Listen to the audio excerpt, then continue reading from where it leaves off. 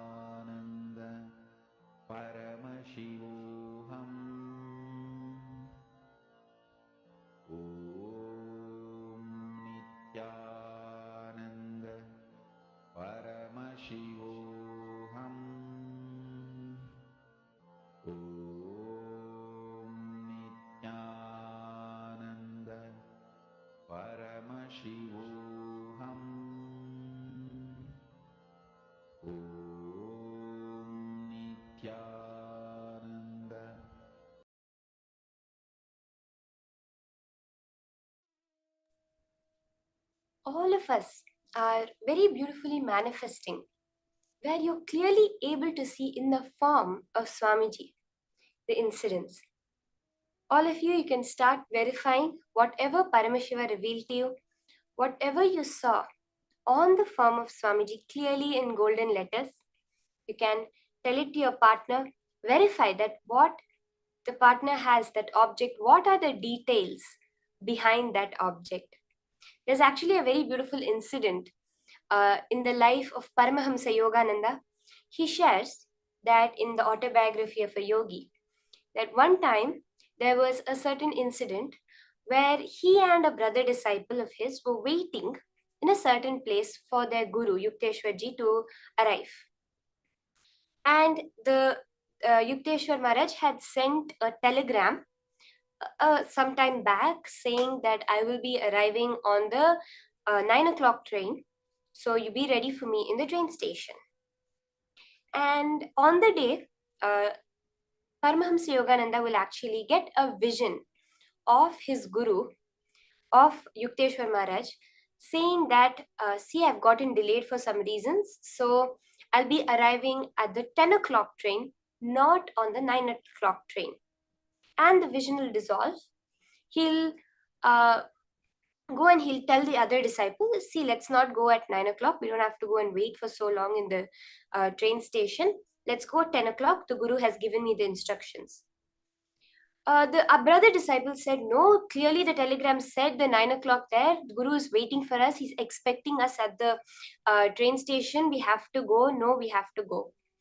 So, but Paramahamsa Yogananda is very clear. He just knows, that Yukteswar Maharaj is arriving on the 10 o'clock train and not on the 9 o'clock train. But this other disciple, he goes to the train station at 8:45. He waits. He comes back an hour later at 9:45, telling Paramahamsa Yogananda, the guru never arrived. I was just sitting there all this time. Then Paramahamsa Yogananda is ready to leave. He says, come, let's go now. The guru is arriving at the 10 o'clock train. That's what I told you. And they go, and exactly Yukteswar Maharaj, in the exact same get-up, the same dressing, the same style, the same jewelry, everything comes out of the train as he gave the darshan to Paramahamsa Yogananda. Just by that intense feeling connection, he was able to see, was able to know what the happenings of the future are.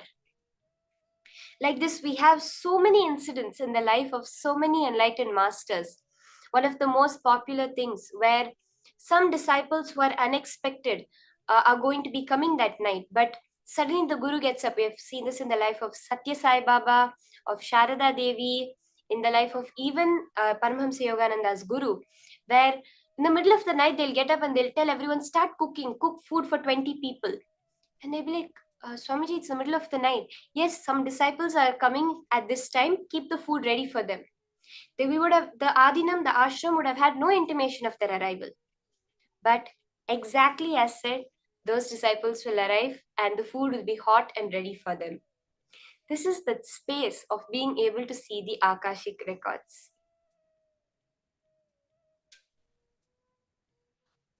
So you can post whatever you have verified that you share with your partner, whatever details you got, even the smallest detail, if Paramashiva has revealed to you. It may be something as small as just a small color you got right, or else one of the numbers in the date and time. That itself is a manifestation. You are manifesting Paramashiva. So celebrate that manifestation.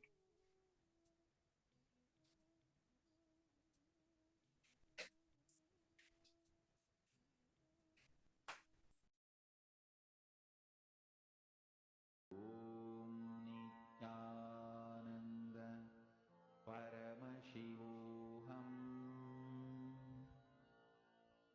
Nithyananda Paramashivoham.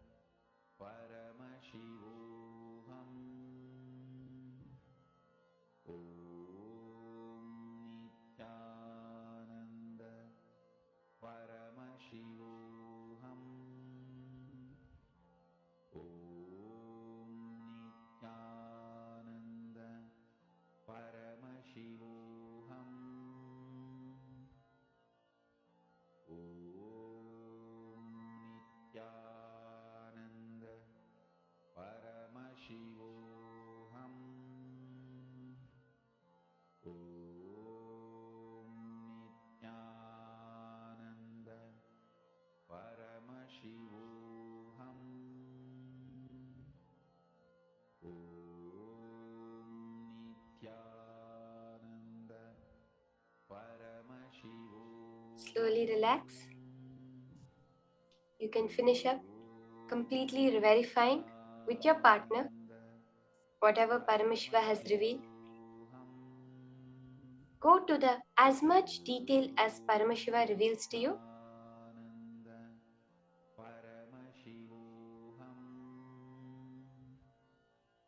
And whatever has appeared, share it exactly like that. Don't bring some kind of interpretations or understandings from it. Like if you saw a line, just say I saw a line. Don't say, oh, it may be this kind, it might be a wall, or it may be the number 1. Exactly as Paramashiva has revealed it to you. Share it exactly like that.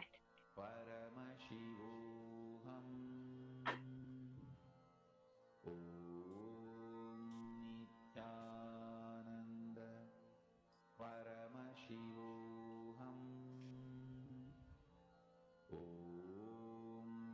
Nithyananda Paramashivoham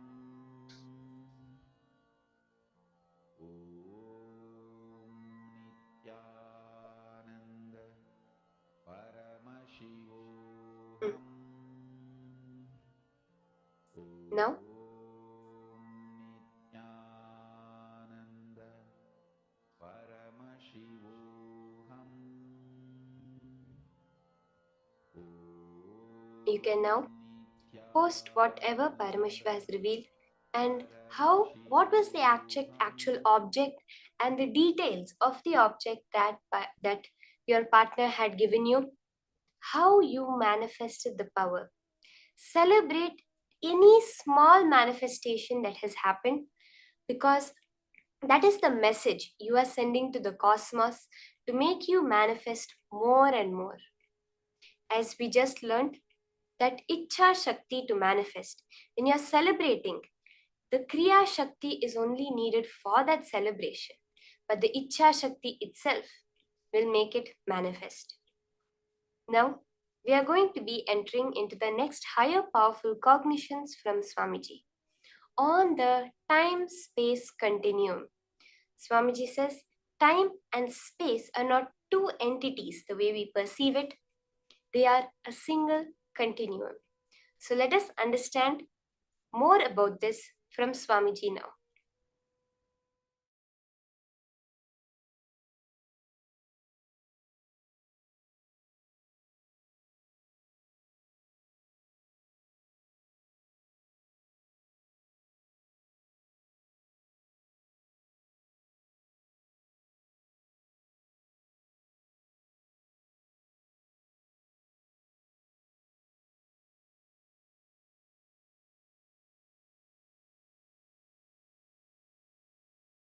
Paramashiva's message directly from KAILASA.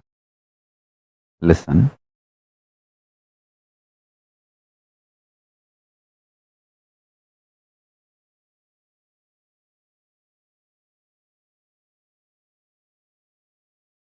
Time and space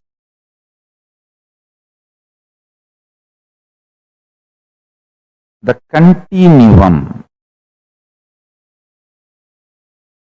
of time and space is due to a stuff connecting both.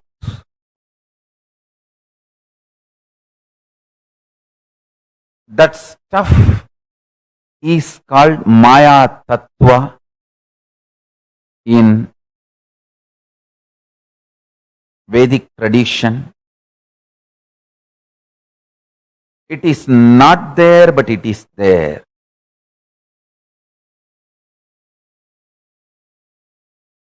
Because the time and space, both the dimensions, do not have a clear border, kind of a watertight compartment border. No. Understand this very intensely. For example, if time and space put together is 100 meter,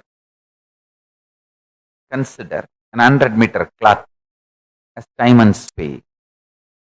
For some people, 60 meter is time, only 40 meter is space. For some people, only 30 meter is time, 70 meter is space. The time and space continuum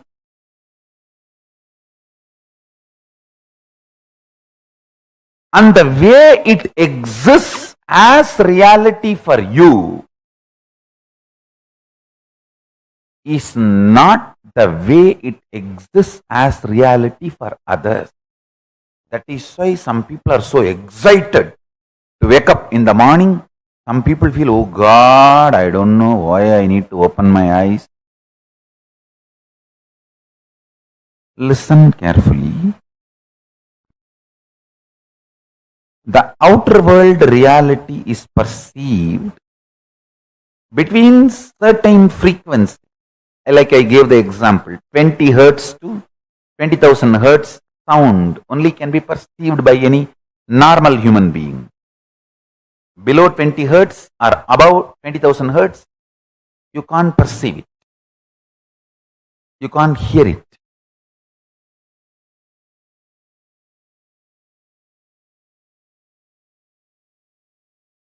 Just like the sound, below the 20 hertz, above the 20,000 hertz can't be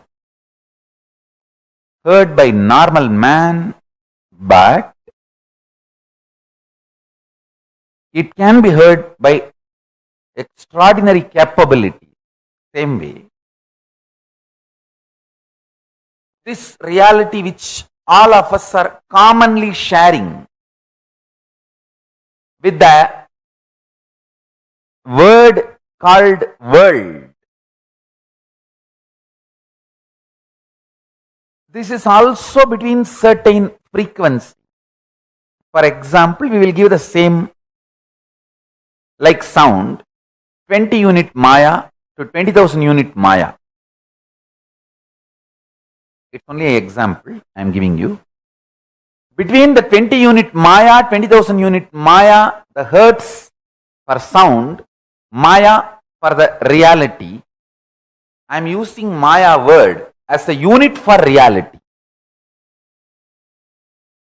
Between 20 unit Maya to 20,000 unit Maya, all of us common human beings can experience it as world, as reality. If it goes below 20 unit or above 20,000 unit, you start manifesting powers. Listen.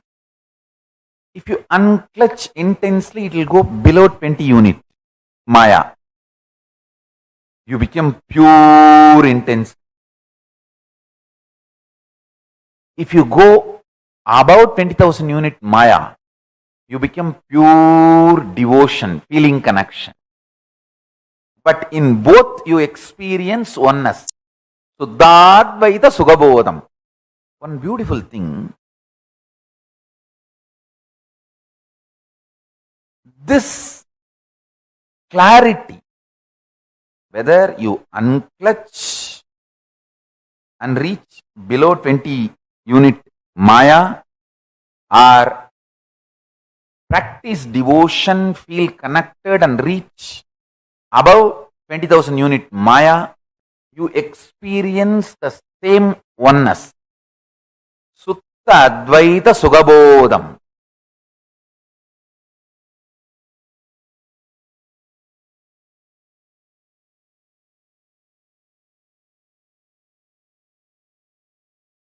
If I initiate you into power manifestation, your whole body, mind starts getting grounded in that oneness space. Sutta Advaita Sugabodha. What you manifest is Shakti, not ordinary Siddhi.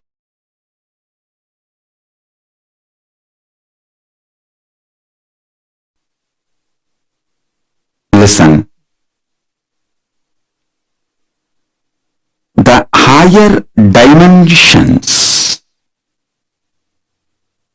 when they enter consciously into the lower dimensions, they manifest as powers.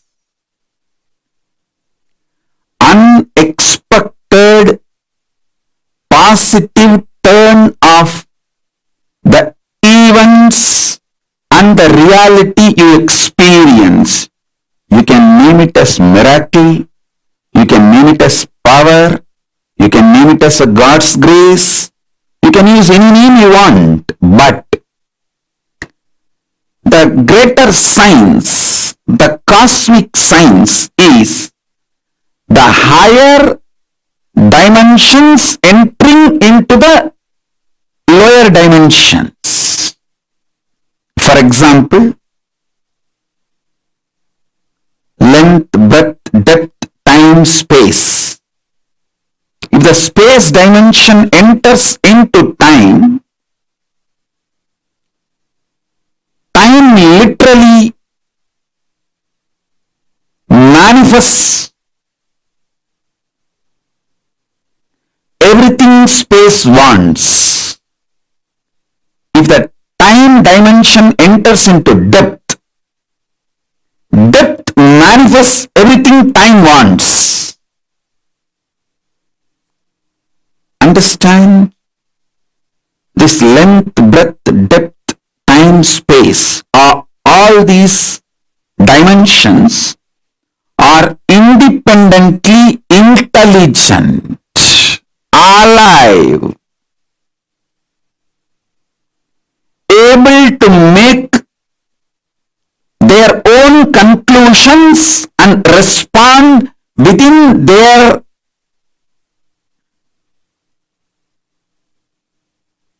frame and working zone. Please understand.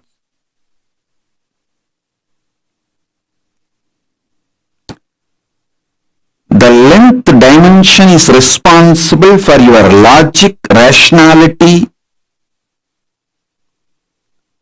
The breadth dimension is responsible for your ability to feel the emotions, feeling connections.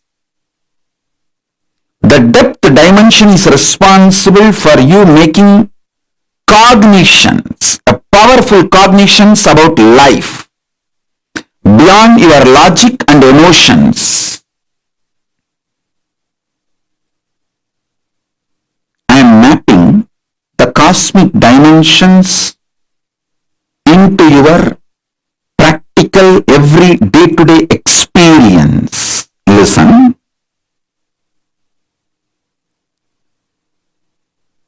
Length dimension is responsible for your logical, rational thinking. That does not mean the whole length dimension is limited to your logical, rational thinking. No. Anything which moves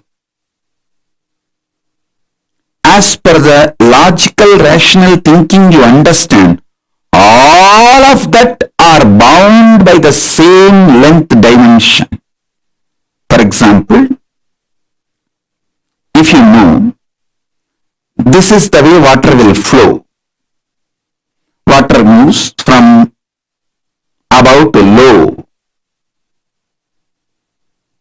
Water is also bound by the same length dimensions thinking. That is why your understanding about the water based on your length dimension thinking proves true forever. So, the cosmic length dimensions flow. When you understand the length dimension in you through logical, rational thinking, opens the life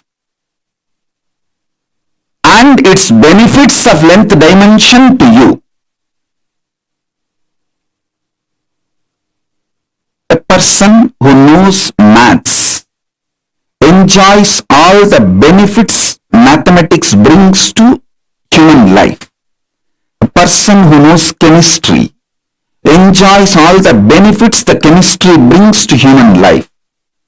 The person who knows biology enjoys all the benefits the biology brings to human life. Same way, if you know the length dimension and how many things in this world function based on length dimension, you will enjoy the benefits of all that knowledge in your life. Length dimension by itself is a power, independent intelligence. Same way, breadth dimension by itself is a power. Anyone who understands the breadth dimension will be an amazing lover. People will just love to hang around him. He will be an amazing, a powerful magnet, radiating love.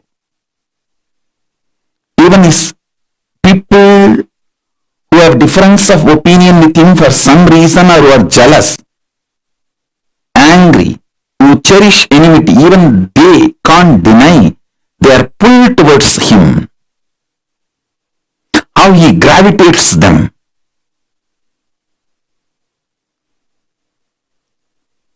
A person who understands depth dimension of the universe has access to everything which functions centered on any principle.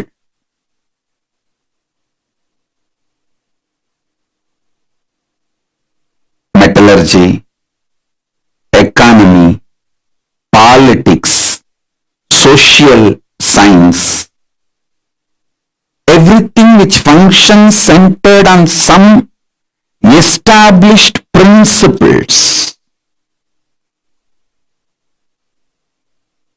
some deep cognitions. See, your doctor may prescribe drugs from different pharmaceutical companies. One doctor may give paracetamol from one company, another doctor may give the prescription from different pharmaceutical company, but the fundamental principle, cognitions, will be same for all the doctors who are pro-life, life positive, who are oriented, who are focused on treating the patients. Understand? I was studying why Americans trust Indian doctors. You should know, Indian doctors are the most successful doctors in US, not just in number, are making money, trusted by the patients, because fundamentally they don't compromise on the health of the patient. You can't buy an Indian doctor easily. I'm not saying the other culture doctors can be easily bought over. No, I'm not saying any of that. Don't make negative inference. I only wanted to say the statistics available, data available proves not only big pharmas are not able to buy Indian doctors to do unethical practices, the patients also have a high trust for Indian doctors when the patients have choices. Even if they have to travel long distance or take few more steps, they opt for Indian doctors if the Indian doctors are available. That was a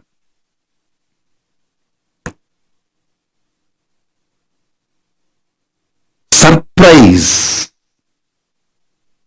I should say pleasant surprise. Because fundamentally, Hinduism drills the cognition life is sacred. Ahimsa paramo dharmaha. Make money within the framework of non-violence. Do not violate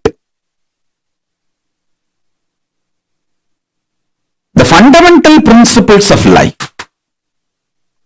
So understand, every dimension, when it enters into the lower level dimensions, it manifests intense power. Now, I want you to understand,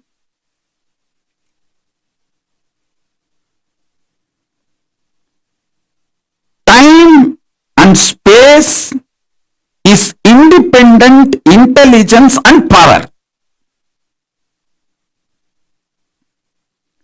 I'll give you simple understanding, very raw, crude, down to earth,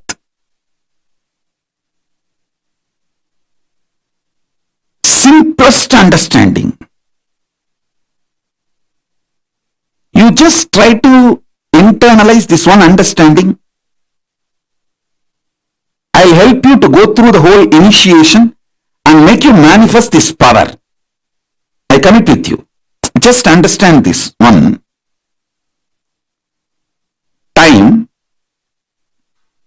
is as alive as your skin. If you believe, cognize, your skin is alive. If somebody massages your skin, you feel good. If somebody cuts it, you feel bad, pain. How much your skin is alive, that much, I should say little more than, much more than that, time is alive skin of the cosmos.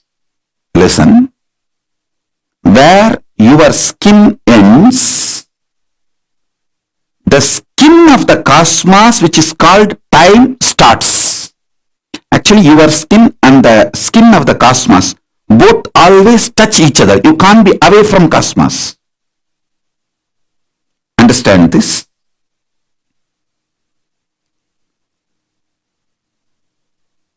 Where your skin ends, exactly that is the spot time starts. Time is the skin of the cosmos. Time is the skin of the cosmos. How you have a nervous system which passes the thought currents inside you, same way the cosmos has a nervous system which passes its decisions and thought currents, that is the space. Your skin is alive.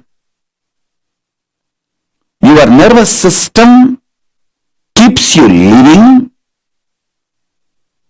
The equivalent of your skin for the cosmos is time.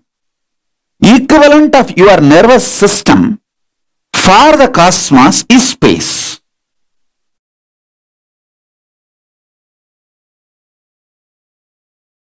See, the time-space continuum word, only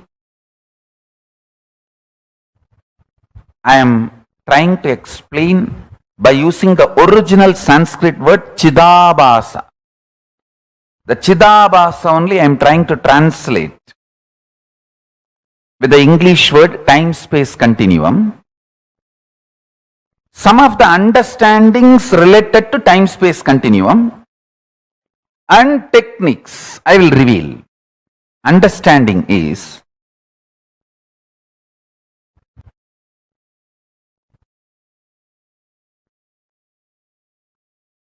simple conscious will persistence, conscious decision. Decide, today I will not be tired. That's all. If you decide, I will not be tired for ever, immediately one part of your mind, you have inside you, your automated artificial intelligence version of your wife sitting. How many times you told the same thing, you did the same sankalpa, you tried, and how bitterly, utterly, stupidly you failed? Keep quiet.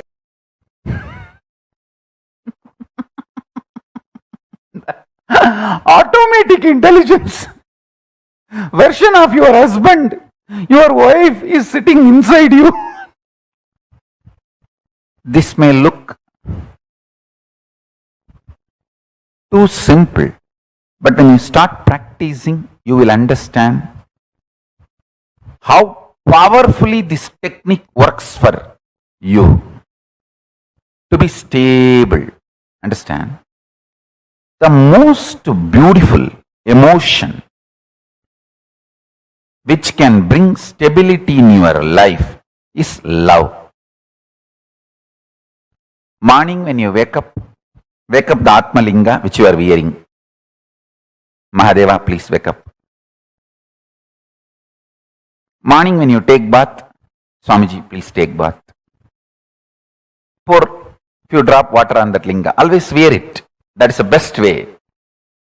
Pour water on your body and pour water on the linga. Swamiji, please take bath.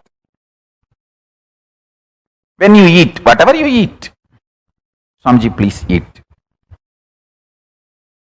When you brush, you don't need a separate brush. Nothing is wrong. I am telling you, I am your guru. To whoever I gave the Atmalinga,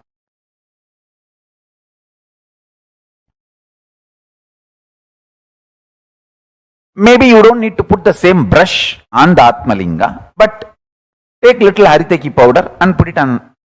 Swamiji, please brush the teeth. Mahadeva, please brush the teeth.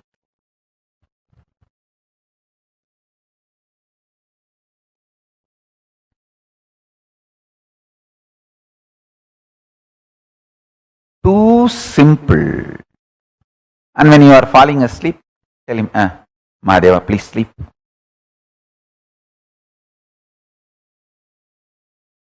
Love manifests that Chidabhasa, time-space continuum in you, sweetly and beautifully. You have a special feast, celebration, anything. Mahadeva, please eat. Show to him and then eat.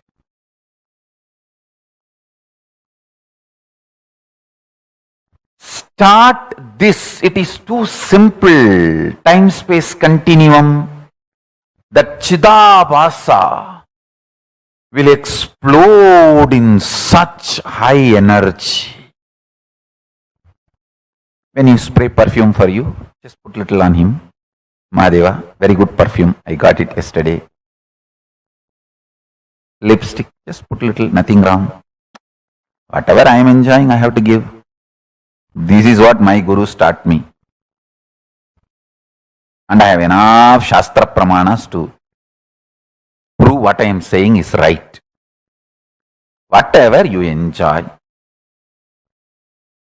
offer it to him and enjoy.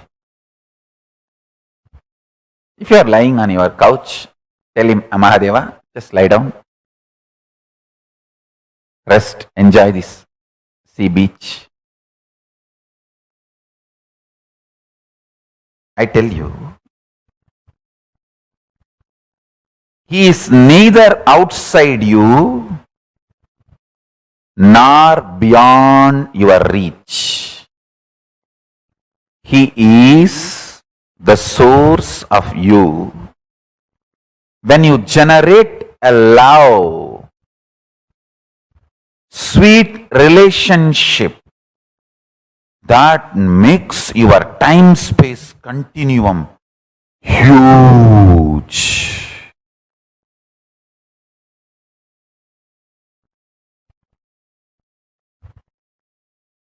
Huge.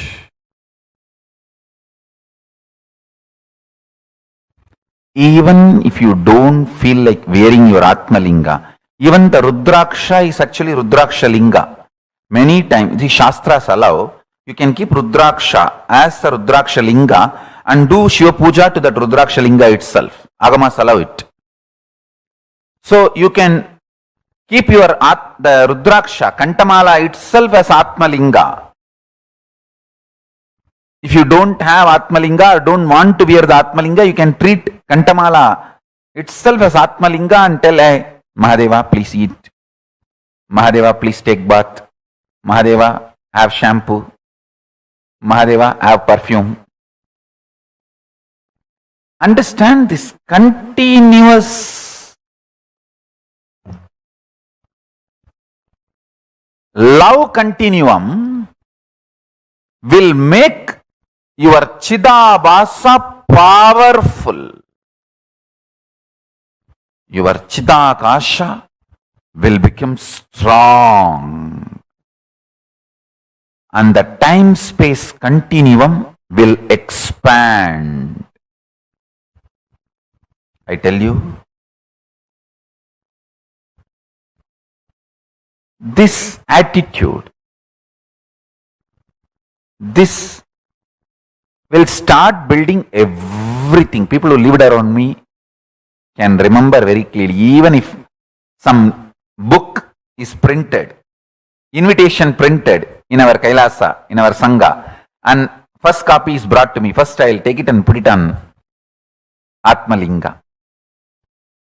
I always have Atmalinga on my body. Whenever, if I am not wearing it, it is there in the Ananda Gandha. I will put it on Atmalinga and say, Paramashiva, please have it. I tell you, that will bring such extreme sweet relationship. And you just see, even if you start understanding, he is watching over, he is continuously seeing you, that is enough to make you fall in love and explode in love. I have seen people, the moment they know I am seeing them, they just go crazy with love.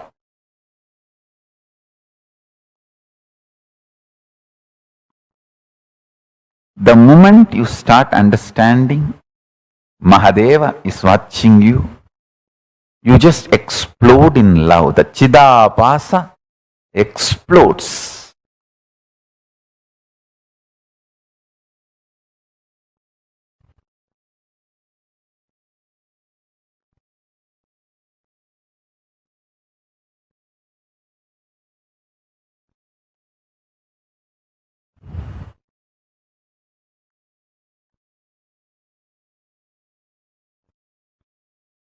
Vyutpatti of the word Chidabhasa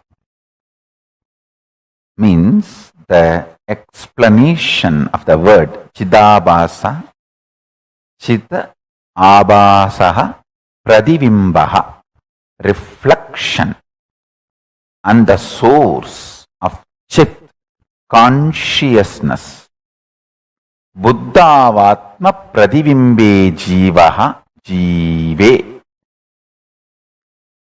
The source and reflection of consciousness, Chit, in the Buddhi, in your being, self.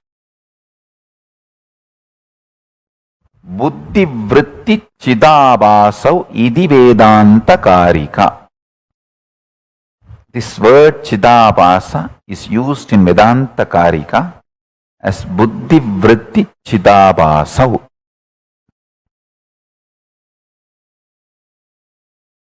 Listen. The source where the being of Chit and doing of consciousness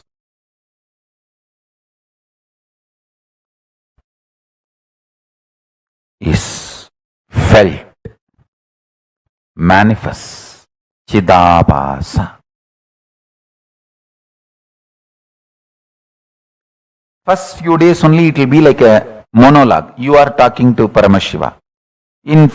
Just after a few days you will see that he is responding in your inner space. You just know he accepted your food. You just know he is happy with the cold shower you gave. You just know he is happy with the perfume you gave. The love starts becoming complete circle. You give, he showers. You give, he showers. That whole ecstasy starts. I tell you. He always showers. He always showers. He always showers. See, ability to inspire yourself without the external inspiration means you found the source of your love inside, internally. Chidabhasa of you has opened up. The Chidabhasa in you is Paramashiva.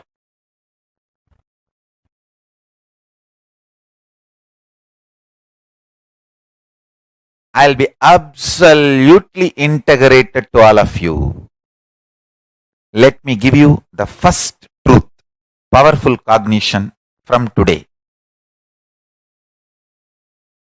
It got revealed into me in Tamil, so I'll recite as it is, then I'll translate. Agachar budamayum புறச்சார் புடமையும் பரம்பொருள் நிலையே என பரம்பொருளுக்குள் நிருந்து நீரு Hindu. That's the word got revealed. நீரு இந்து. தன்னை தன்மயத்திற்குள் இருப்பார்க்கே தான் தானே வெளிப்பட்டு தன்மய சக்தியெல்லாம் பொங்கி பிரவகிக்கும். Let me translate in English. Understanding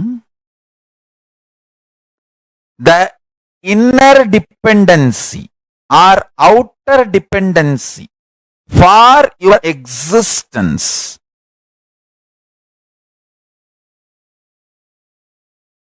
is only Paramashiva.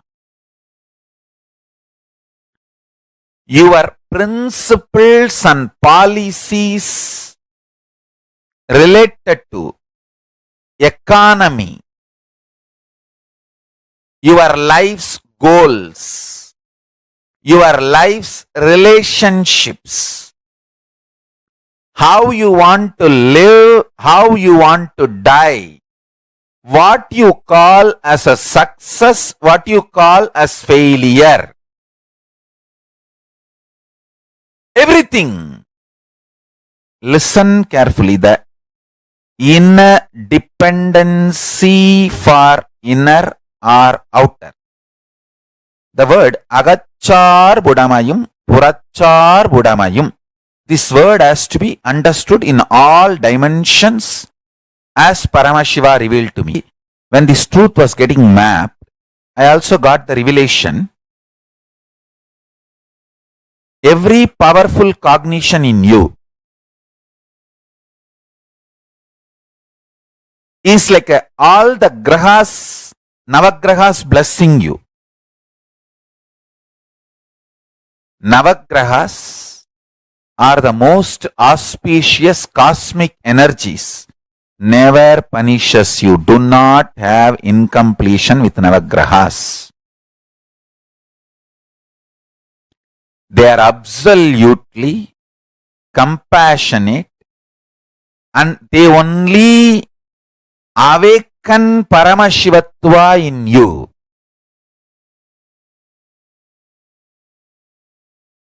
They only manifest Paramashiva in you. Listen carefully.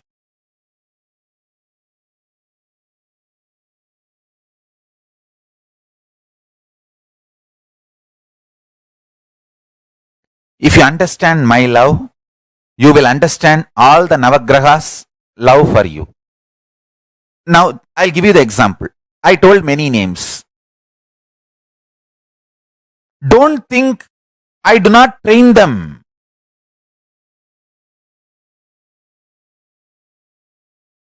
My extreme love,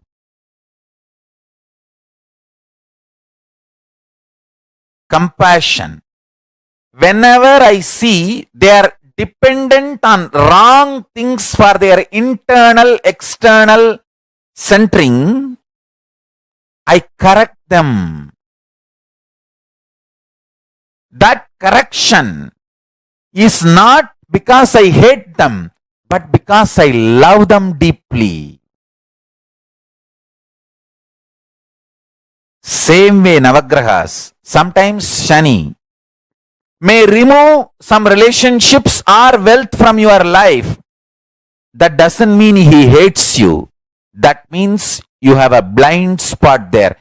Your inner dependency and outer dependency is moving away from Paramashiva, which is not good for you. So he removes them and makes you centered on Paramashiva.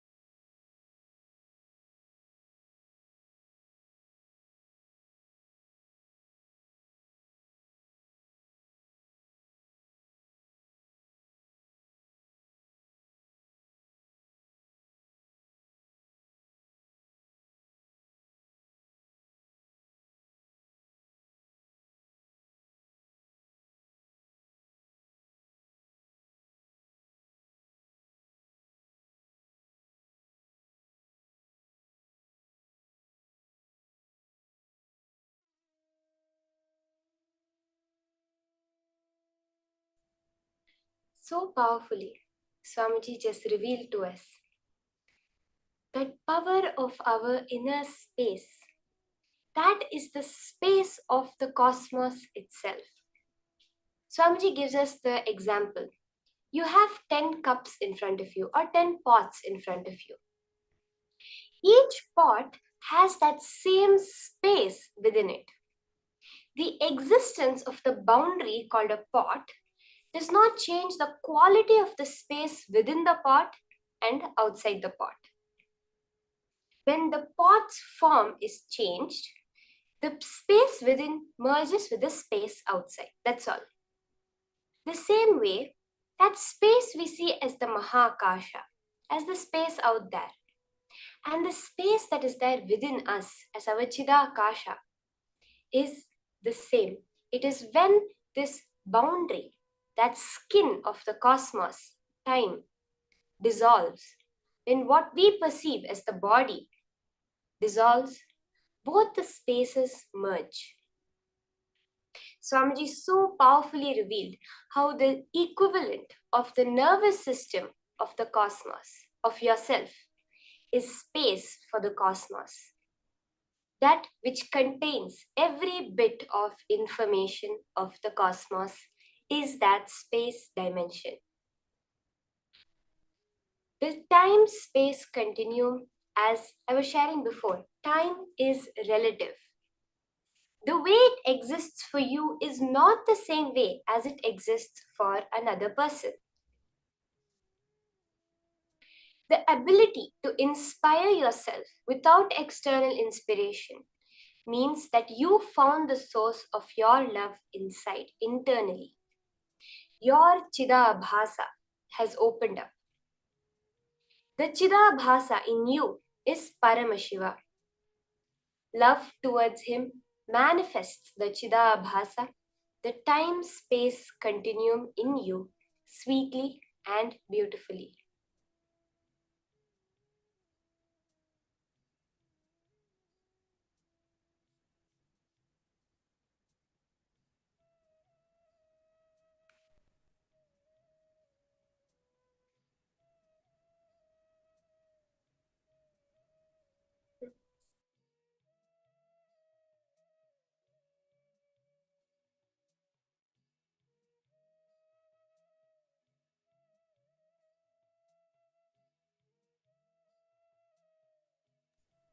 We heard the Pramanas, the Shastra Pramanas, Hindu scriptural references that Swamiji had revealed for this time-space continuum, Chidabhasa. Chidabhasaha prativimbaha, reflection and source of Chit, consciousness. Buddhavatma prativimbe jivah jive, the source and reflection of consciousness, Chit, in the Buddhi, in your being self. Buddhi vritti chidabhasau iti Vedanta karika. This word chidabhasa is used in Vedanta karika as buddhi vritti chidabhasau.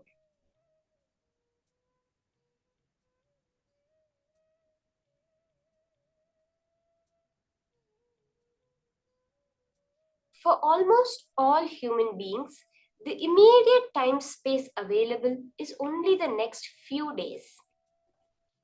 By that time, your space is different. When you're inspired to do something, in another 2 days, that may not be the same. Your Chidabhasa, source space of consciousness, the time-space continuum, gets built consciously only with space-based sankalpas. When you make a sankalpa, a conscious decision based on your space, then the Chidabhasa gets built consciously.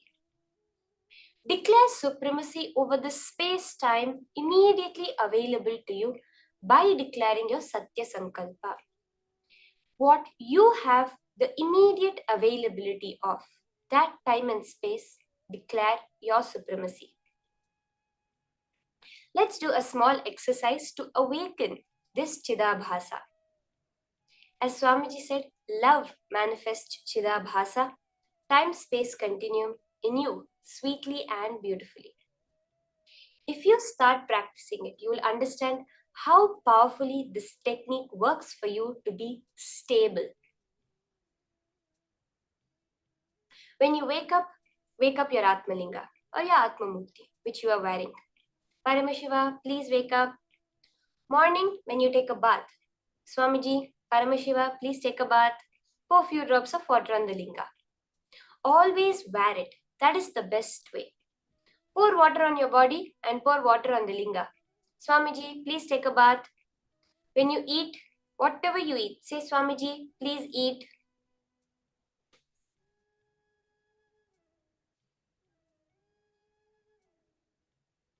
Like this, constantly live with the Atmalinga.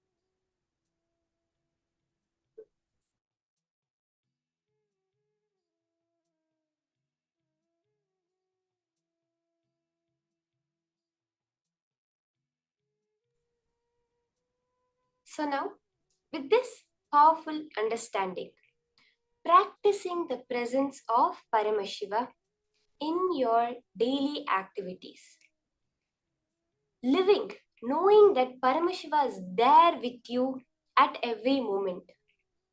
There is a beautiful story that Swamiji says, which is one time there was a man, in a dream he got a vision of God, and God said, ask for anything you want.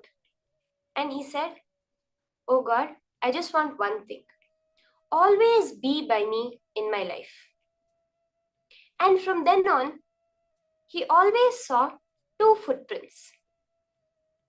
He would always see that wherever he goes, there would be another set of footprints with him, indicating that presence of God. But then he noticed one thing.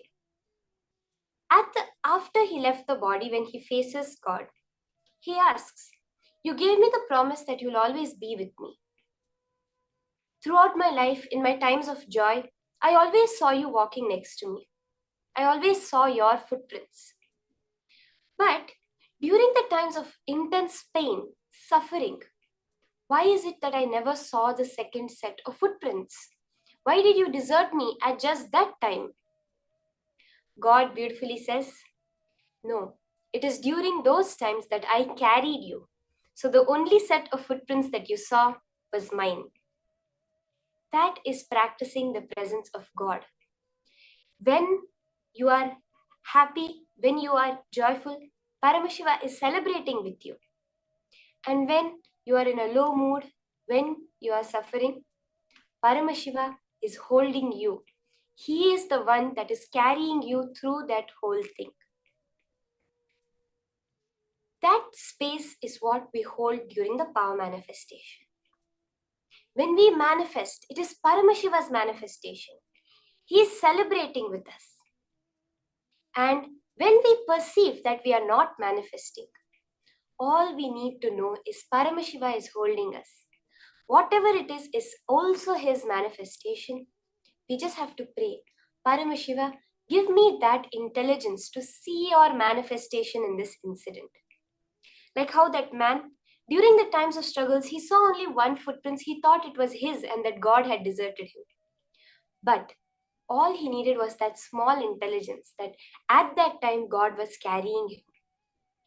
When we are doing the power manifestation, this is a very powerful click to hold. During the times of our success, Paramashiva is also celebrating. During the times when our perceived failures is there, when we are seeing that, oh, manifestation is not happening for me, At that time also, it is Paramashiva who's doing it. We just need the little bit of intelligence and patience to see how he is manifesting. So with that context, let's all enter into the power manifestation session. So we'll continue the previous round as we were doing, scanning a particular object, the details of a particular object. Okay, so let's all start. You can again connect with a partner and ask them to give you any certain object that you will be scanning the details behind. You can keep 3 parameters. First, when they got that object. Second, who gave them that object. And third, where they got that object. You can scan in as much detail, even if further details, other details, seemingly irrelevant details come. Share it exactly like that with your partner. Paramashiva always manifests. Swamiji always says that when I ordain, I sustain. So when he is telling, look into my Atma Murti, I will show you the Akashic records. Sit with that space and let's start. How much we expand our space, we are able to see the entirety of time. Sometimes we have that small deja vu, right? We call it small intuition. Hey, this has happened before. Or we have an intuition kind of thing, which says like, I don't know how many of you have experienced it, where you just think of a person and they're at your door. Or two people are talking about someone and they just walk in the room. How many of you have experienced this? You can just put a yes in the chat. That experience is that few moments where you are relaxed in that space of Paramashiva. All we want to do is bring that space back. Okay? So let's start the round of manifestation. Connect to Swamiji. Sit as Mahakala Bhairava, as Veerabhadra, in that intense feeling connection. Chant the Mahavakya, Om Nithyananda Paramashivoham, intensely.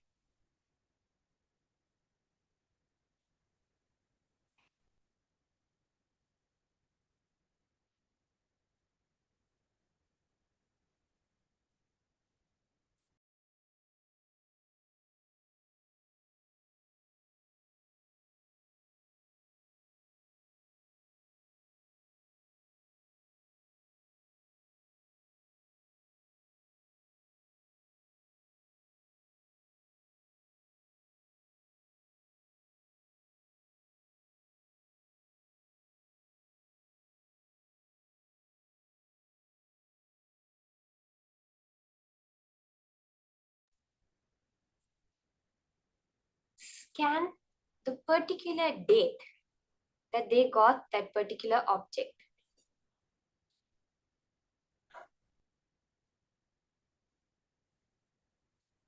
You can also do the manifestation of the next level of Akashic readings, of getting a particular date.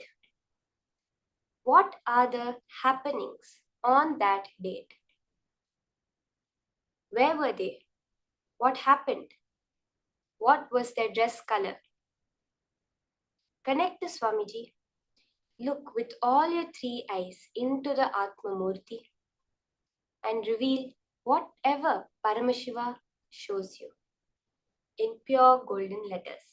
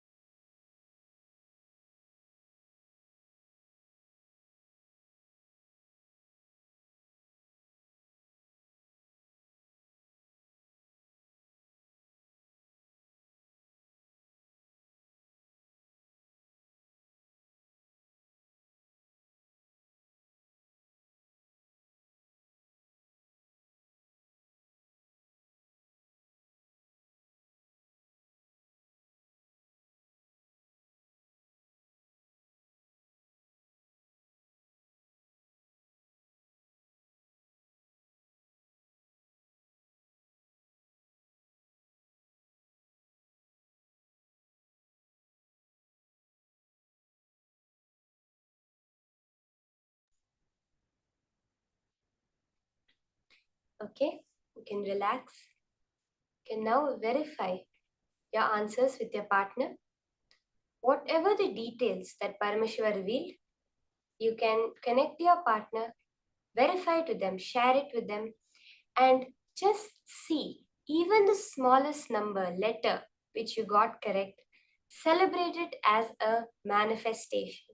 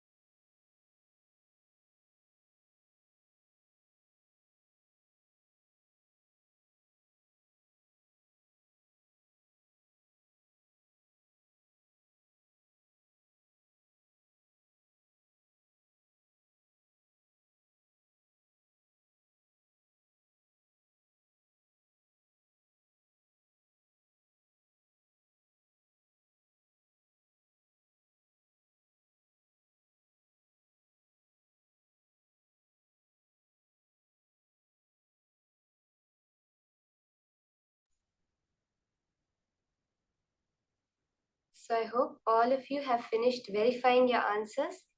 Do post your celebration, how you are celebrating that manifestation of Paramashiva.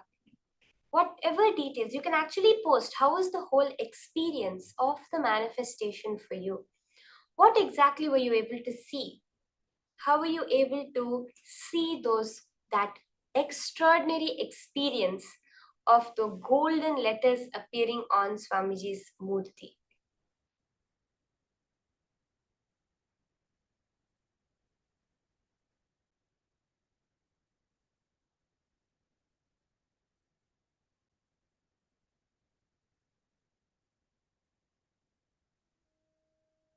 So please share that beautiful happening.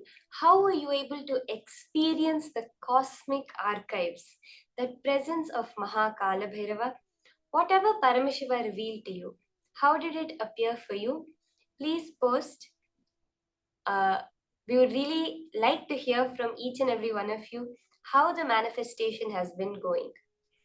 With that, we are entering into the next session, higher powerful cognitions from Swamiji on conquering time.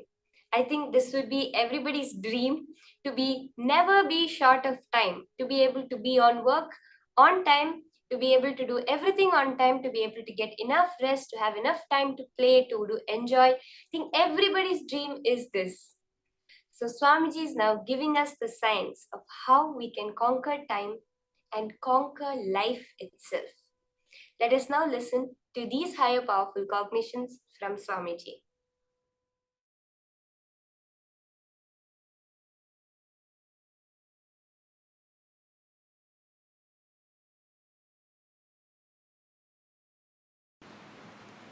Few basic truths.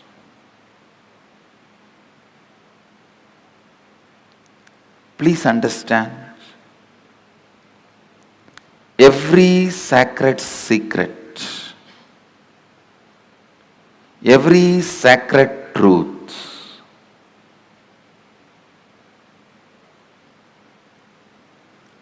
I am uttering, every word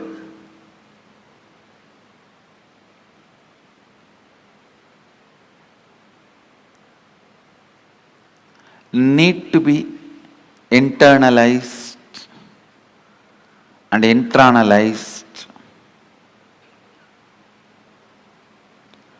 Do not sit with the intellectual tiredness. Usually people have this pattern.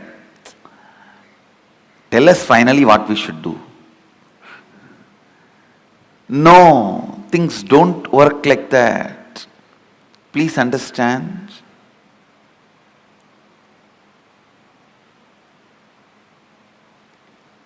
Every word I am uttering matters. The first truth, time is a matter.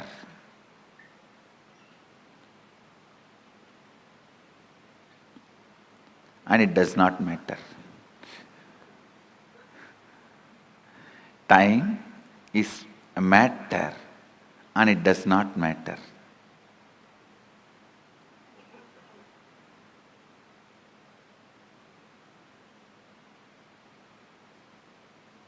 You can manipulate it as you can manipulate your body. Understand? You can make your body big or small with certain practices, diet control. You can manipulate it. You can play with it. Same way, you can play with time. You can play with time. How? We will see next. But some of the basic truths, you can play with it. Please listen. It was such powerful click for me. I'll tell you exactly what he said. He said, how the moment your bladder is full, your brain can create the restroom which is not there and give you the comfortable feeling you are protected, safe, you are in a proper place, please relieve yourself. Only after that signal goes to the body, the internal organs decide to relieve and relieves itself.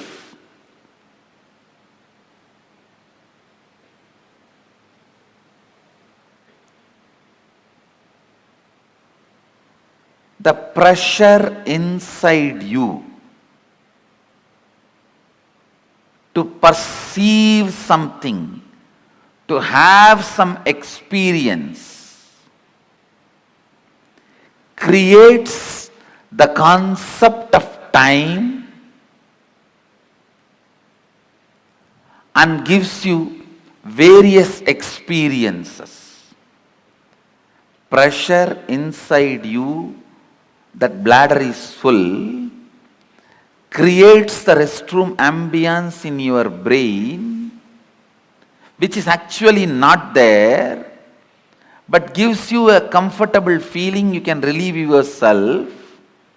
Same way, desire to have certain experiences,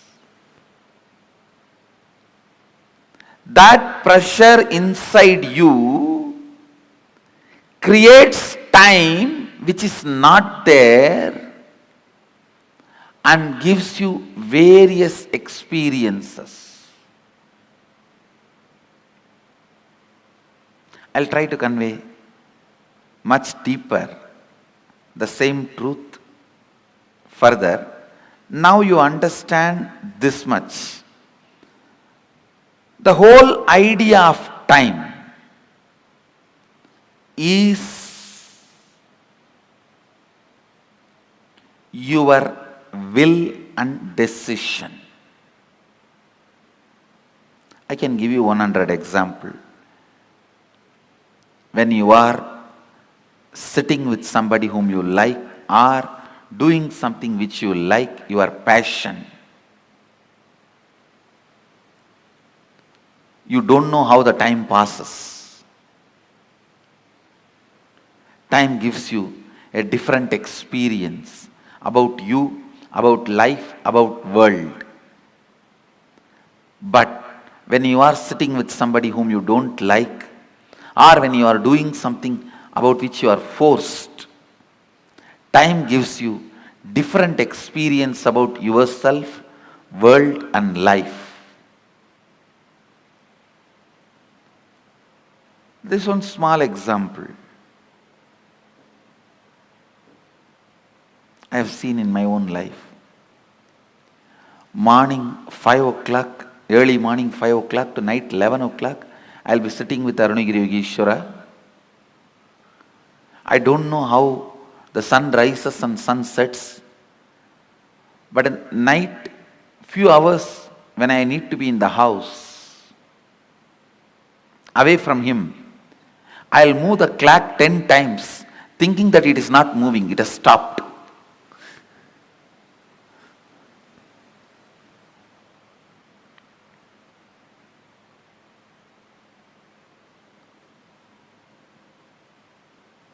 I'll feel why the nights are so long.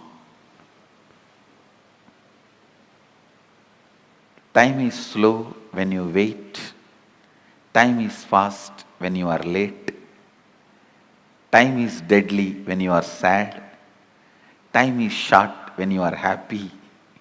Time is endless when you are in pain. Time is long when you feel bored. Every time, time is determined by your feelings and psychological conditions, not by clocks. So learn to have nice time always.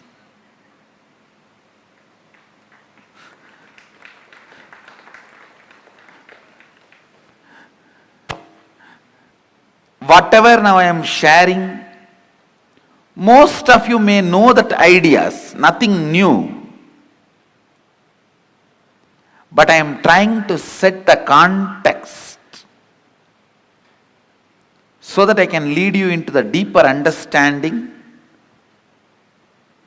especially the experience to make these understandings permanent.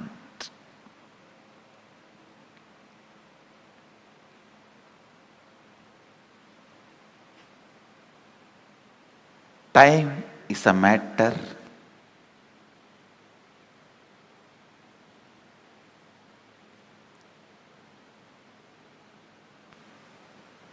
it does not matter.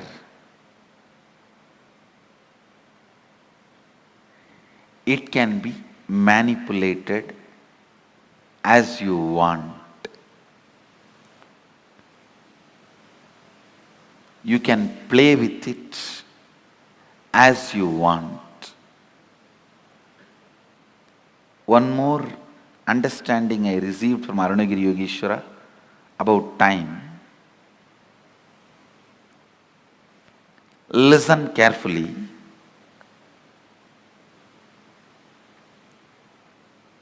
The whole life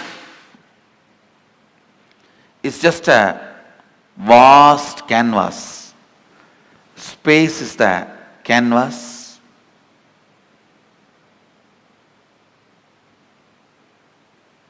Imagine 200-mile length canvas on which lot of paintings are there.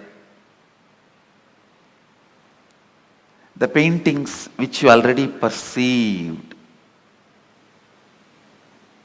is called past. The painting you are perceiving is present. The painting you are going to perceive is future.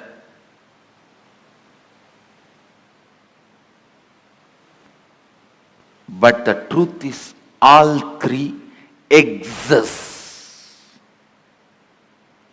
All three exist.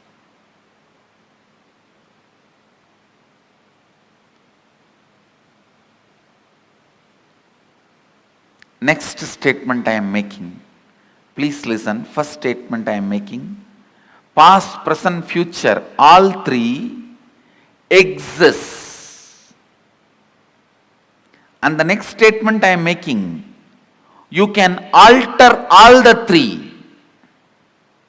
We always think, if all three already exist, how can I alter my future? If it is already existing, how can I alter? Understand? The painting exists does not mean you can't add something to it. Your powerlessness, I can't add something to it, only makes you stop adding. And very important statement I am making now. Not only you can alter the future, you can alter your past. How? We will make. You can alter your past. One, time is a matter, it does not matter. Second, your psychological ups and downs, physiological ups and downs are not you. Next, your past, present, future exists now. Next, it exists now does not mean you are bound by it. You can alter not only your future, even your past.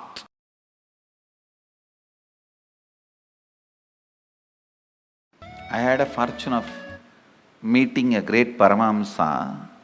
His name was Sundananda Swami. He was from Ramakrishna order in Mangalore. Now he is no more, he left the body. In his room he will have 25 clocks. One will show 8:30, one 9:10, another one 1:30, another one 2:40. Like this 25 different times. I used to ask him, Maharaji, why this is an elderly person. Maharaji, why like this? So many clocks with so many time. What is actual time? He will say, hey, Koka. Koka means in Bengali, small boy. He will say, hey, Koka. Whatever time I want, I will keep that clock as a real time. It was very shocking. And he was head of the mud monastery where so much need to happen as per the chronological clock. But he was always making everything happen. The absolute freedom from time. Listen. Consider this line, straight line, as present moment. Now. Every thought happens between past and future. Please listen. Actually, from morning I am giving you different truths about time.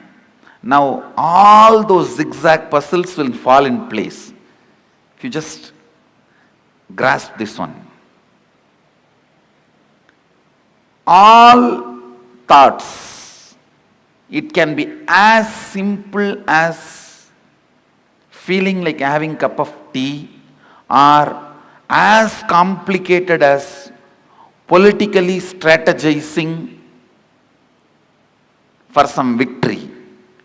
It can be as simple as wanting to have a cup of coffee, or as complicated as political strategizing for some victory. Any thought, thought means movement between past and future. Thought means nothing but you move to the past and future. This is past. Let's consider this as past, and this as future.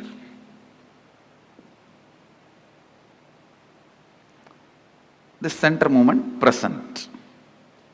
Where the present meets the past and future, that moment is now. This is that now. Present.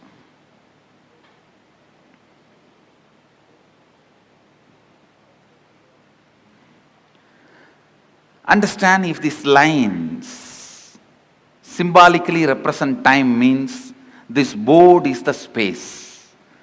Symbolically, this board represents space. On space only the whole time happens. Space is the most subtlest matter on which the play of time happens.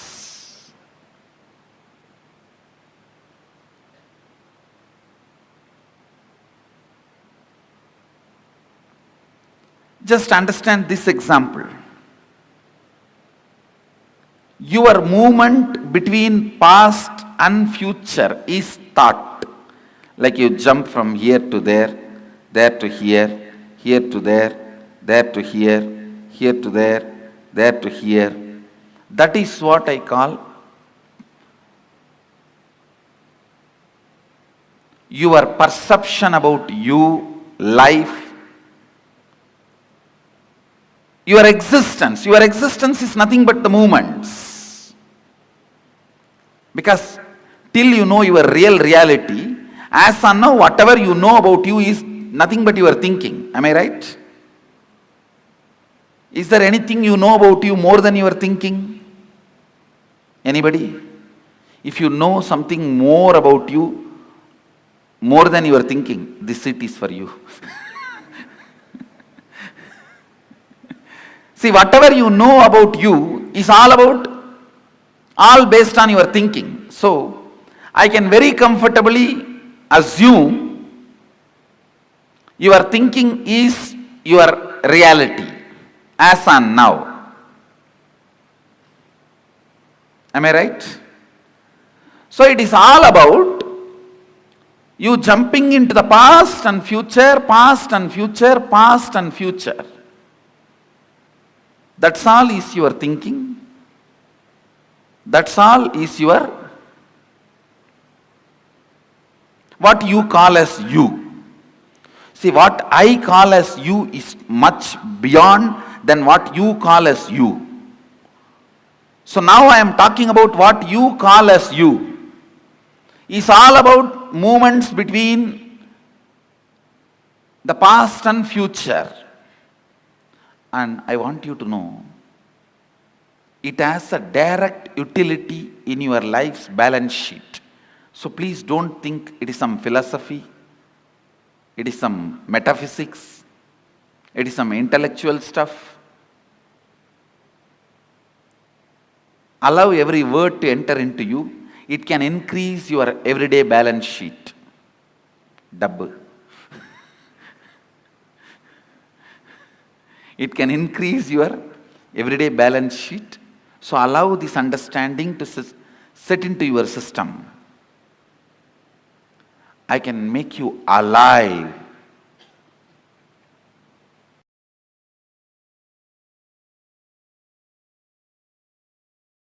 This I received directly from Arunagiri Yogeshwara.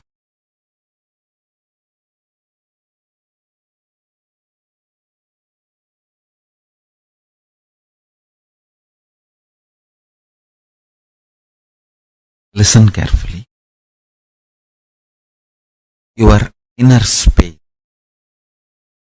What do you call as you? Tahara Akasha. Taharakasha. It's a Sanskrit word. What do you feel as you? Inner space. Pratyakatma or Takarakasha. Takarakasha is a more precise word. Your inner space. If you hit your inner space with a powerful cognition, that powerful cognition explodes as power, awareness, pure consciousness, super consciousness, higher level of existence in you. The same Taharakasha, your inner space, if it is hit with the patterns, it gets reduced into something called time and boring lifestyle. Listen carefully. Every pattern gets settled in your inner space, makes you time bound, means you will feel days and months are passing, but you are not doing anything. You don't know how the time is passing. It is just going. Suddenly you remember next year is here. Suddenly you remember next year. Suddenly you remember, oh God, one more birthday. And you don't know what is going on, what you are doing. Understand? More patterns, more unconscious, more delusion, more you become time bound. That is why Kala Bhairava is described as ferociousness. This is exactly I learned from Arunagiri Yogeshwara. He says, whenever you are ferocious and break one pattern, you gain 1 hour extra in your life. Understand? I am giving you a rough example. Sometimes when you break one pattern, you may get even 3-4 hours extra. Means that 24 hours chronological time is different. Consciously, how many hours you are living, that psychological time is different. Phenomenology of the time. Listen. In reality, chronological time does not matter for your existence because you are a conscious being. A being just takes birth, eats, reproduces, ages and dies. For that being, chronological time is enough. But you are not that kind of a being. You are a conscious being. You have a purpose to exist. You feel desire, fear, greed, wanting, not wanting. You have choices. And you feel your freedom to choose. Understand? The moment you feel you have a will, you are a conscious being. So how many hours are available for your consciousness, your awareness? That psychological time matters. Every time you are ferocious and break a pattern, you gain time. You gain conscious extra, conscious longevity. Understand?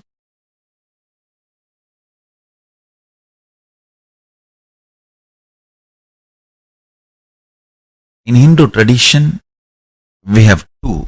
One, increasing the physical longevity. Another one, increasing the conscious longevity. Veda, Ayurveda. Ayurveda is all about increasing the physical longevity. Body functioning with health for long period. Veda is all about consciousness functioning more. Understand? Every time you break a pattern, you have more psychological time available to you. Living in Kailash, Kailasavasi is all about making the maximum conscious psychological time available to you. Of course, I do work on your body, detoxification, giving you the best organic food and make your body also live long.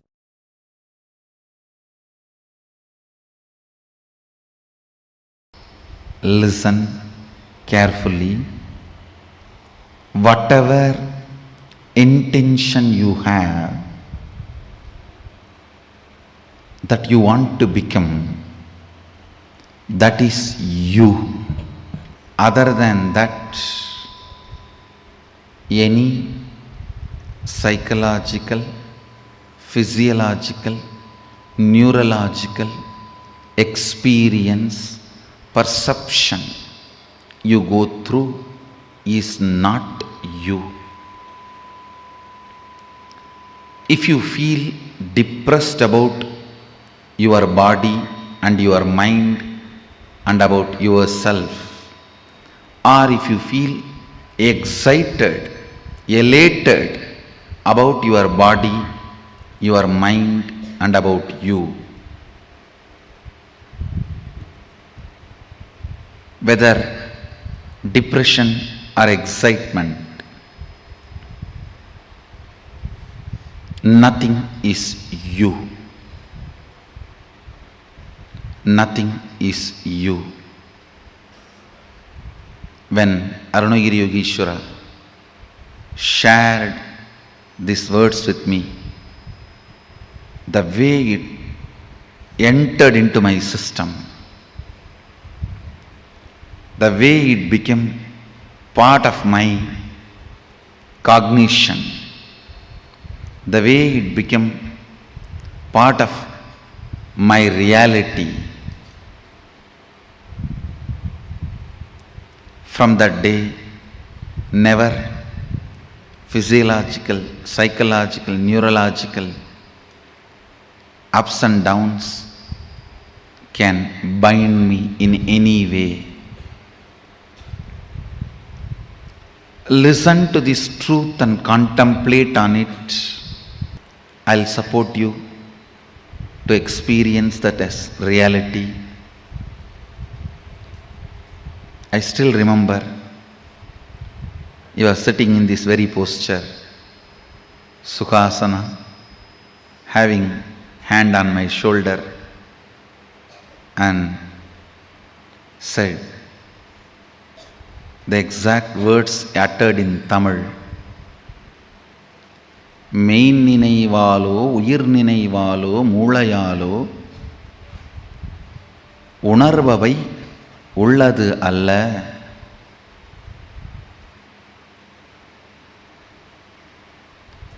I know for sure, even if you are a Tamilian, you can't understand these lines because it is classical Tamil. I asked him, then what is me?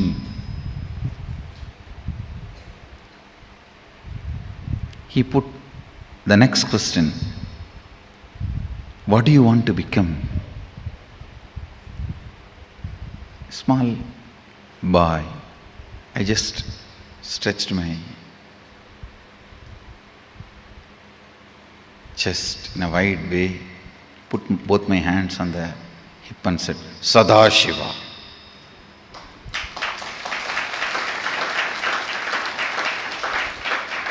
Whatever I heard from the temple lectures, satsangs, pravachans, books, that is what I know as ultimate. So I put both my hands on the hip and said, looking into his both eyes, said, Sadashiva. And already his hand was on my shoulder.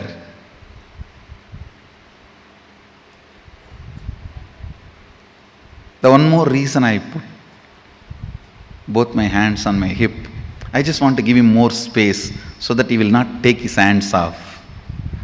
His hands will rest comfortably on my shoulder. I was so much in love with him, I will not miss a single chance to have his touch. Whether he touches me or I get a chance to touch him. Already his hand was on my shoulder. He said, you are that.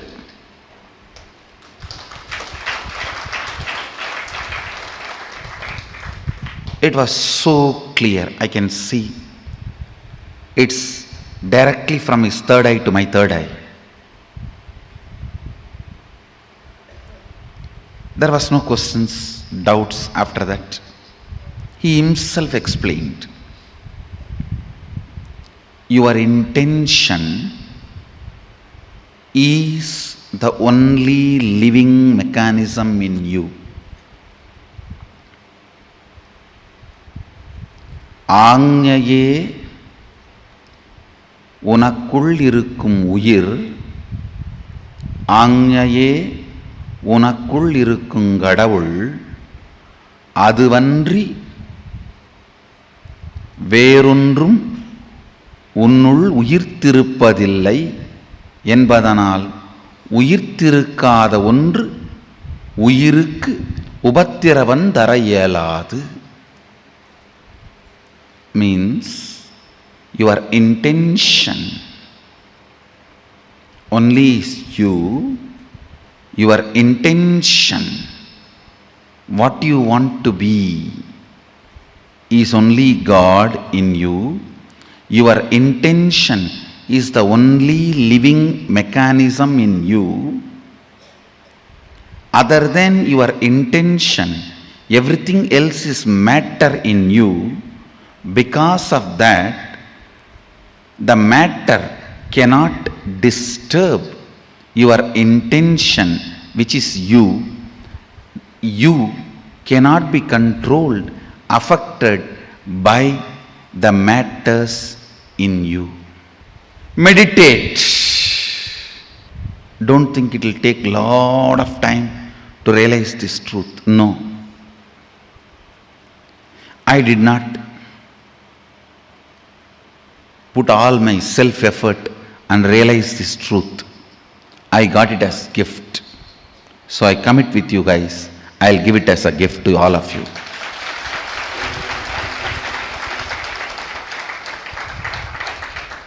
Ultimately, I received it as a gift. Because I received as a gift, I am bound to give it as a gift. That is the way I show gratitude to my gurus.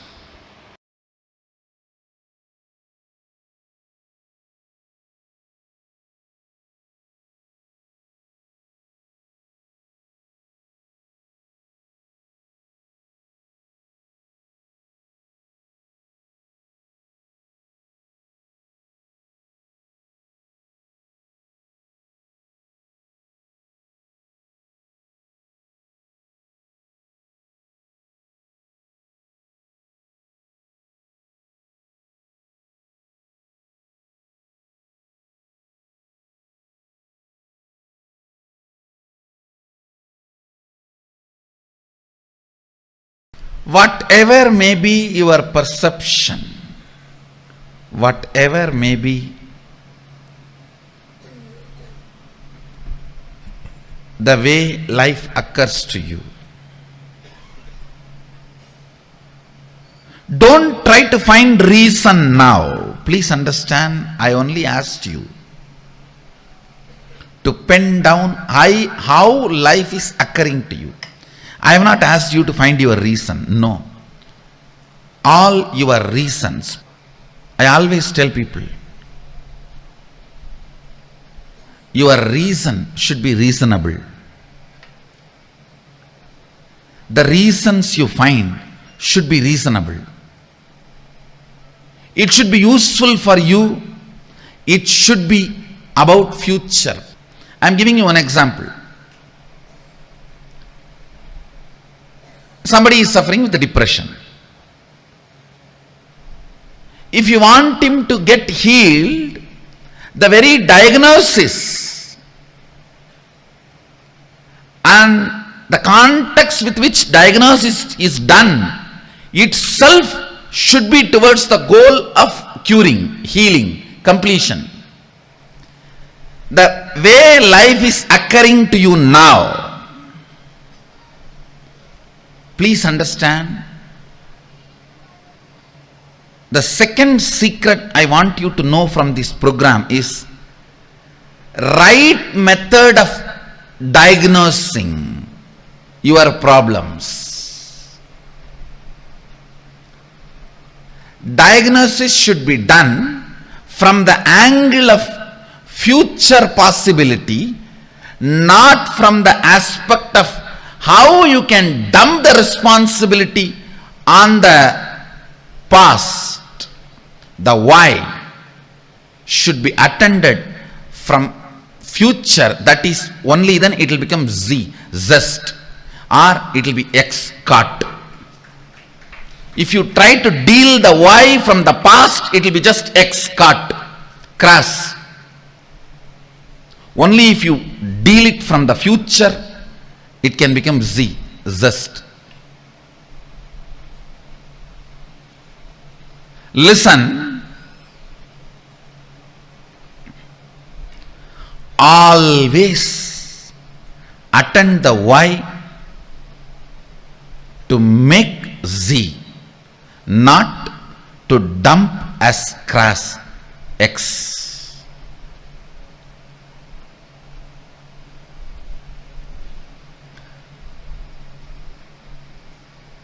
Depression.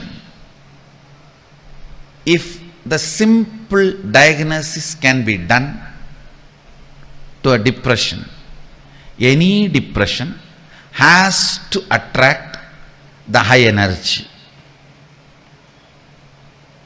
It's a simple logic. Whether in the water body or in the weather, if there is a depression, there is going to be a fulfillment. I tell you, most of the people enjoy your problems because only when you have a problem, you will be dependent on them. By and by, you yourself start enjoying it. Because with problems, the infrastructure you established seems very useful and fruitful. You look very brilliant. When the problems become redundant, the infrastructure you established looks redundant. So the time you spent on all that looks very redundant. Just to make your past worthy, you go on making your problems relevant. Listen carefully. Listen carefully. There are at least, I can give you one example. There are at least 100 methods of transportation. More convenient, comfortable methods are already available without using the roads and petrol, diesel, the oil, without using the oil and road. At least 100 methods of transportations are already available.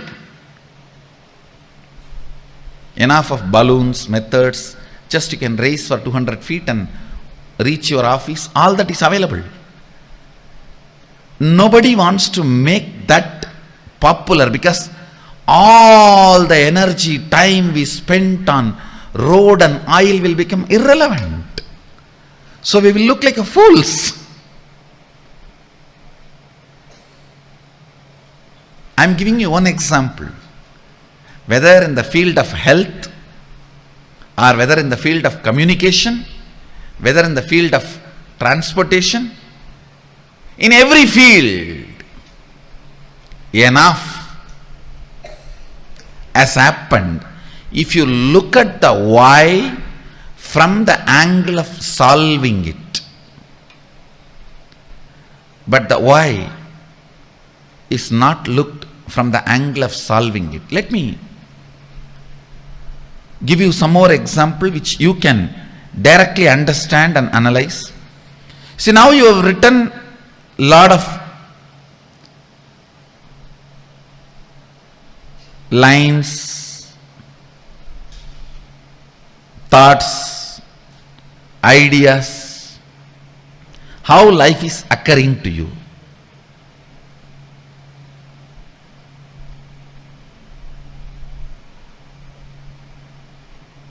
You always think, I know the problem, I know the solution, only I don't know how to execute it. Please understand, if you don't know how to make it into reality, at least be very clear, you don't know the solution. Don't have this half understanding. No, I know the solution. I only don't know how to make it happen. No.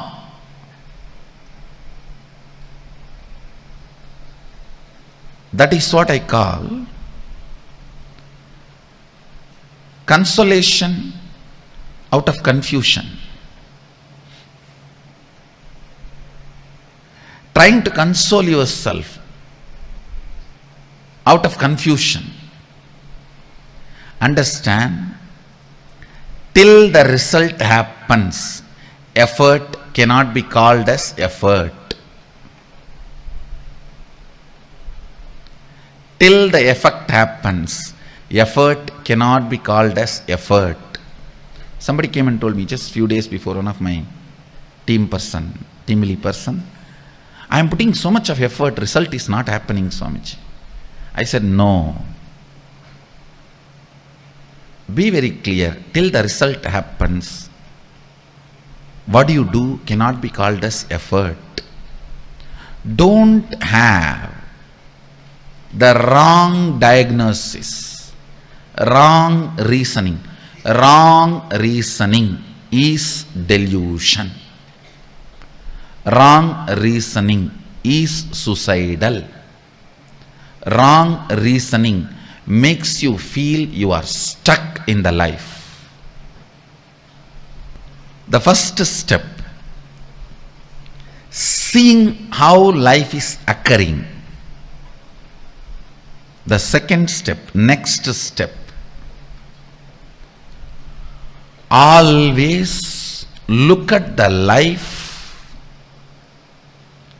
perceive the life, understand the life, reason with the life from the context of making it as you want, making it as a reality as you want, not dumping the responsibility or playing the blame game on your past, on everything.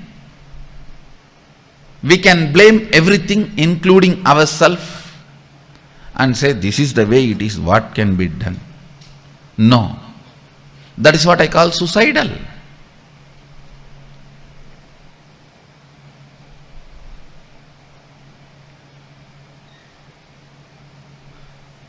Many times we even start enjoying our belief that we are only capable of this much. This is the way it is.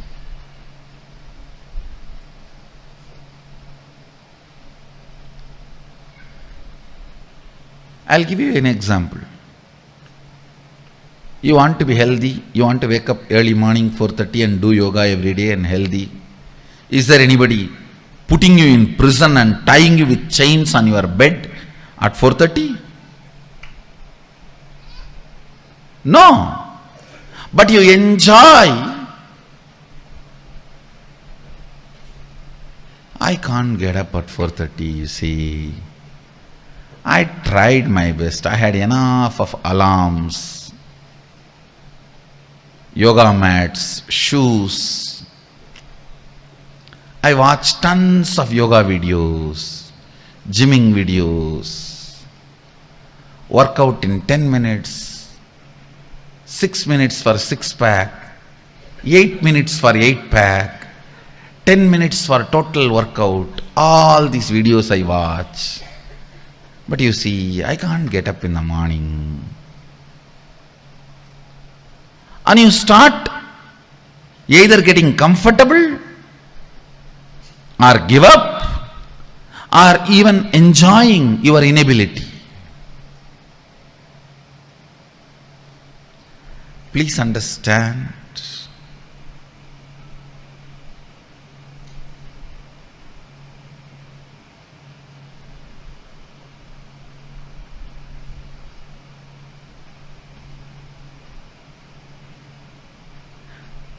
I am not even saying you need to put all your effort. I want to make only this statement as essence of this session. If you can start looking at the whole, analyze each and every situation from the angle of manifesting it as you want, instead of the blame game of why the way it is. See,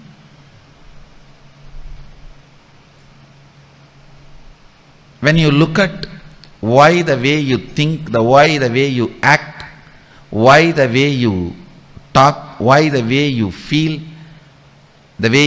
why the way you exist, if you feel tremendous pain, inability, you are only enjoying, entertaining blame game, putting the blame on the past.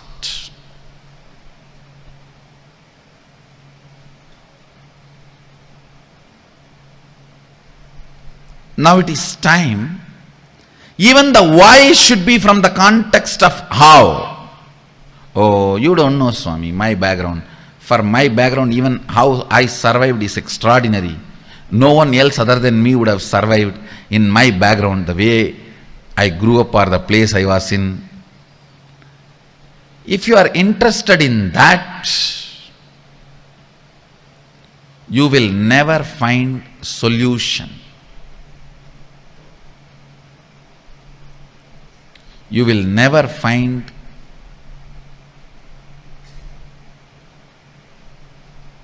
the life as you want. You will never find the reality which you want to manifest. If you want to conquer the life, that's why I use the word conquering life for this program. Actually, you have to conquer it. There is no way you can have agreement with your past. The way as life is happening to you, there is no way you can just paint, do the tinkering, touch up here and there and use it again. No. It is just straight your enemy. The way the life is occurring to you now is not your business partner, is not your friend. I think not your friend, all of you know already. But you always think there is a possibility for negotiation. I'll do little negotiation and just do this touch up and that touch up, little lipstick and little combing and little painting here and there, and little tinkering, polishing. No. Only if you understand Your past should become redundant, and you should not expect inspiration from your past. You should generate a mechanism in you as a source of inspiration and make the whole redundant.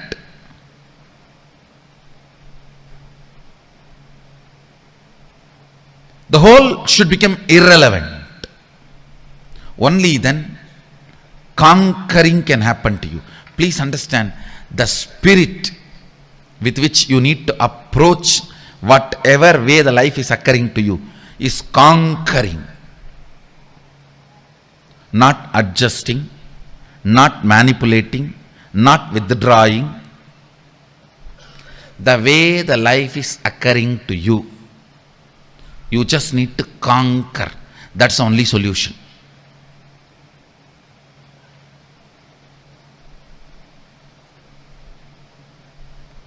As long as you have the light, soft corner and sympathy for you, and justification about the way you exist, conquering is not possible. I am not asking you to be angry with your past. No. I am asking you to be ferocious with your past. Be ferocious with the way your life is occurring to you. The way you approach your life should be the attitude of conquering. Not angry, but ferocious. Not angry, but ferocious.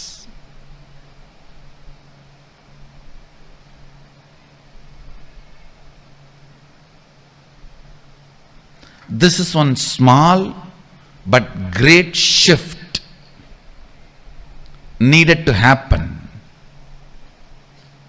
The way you look at the life, the way you diagnose your life, the way you find the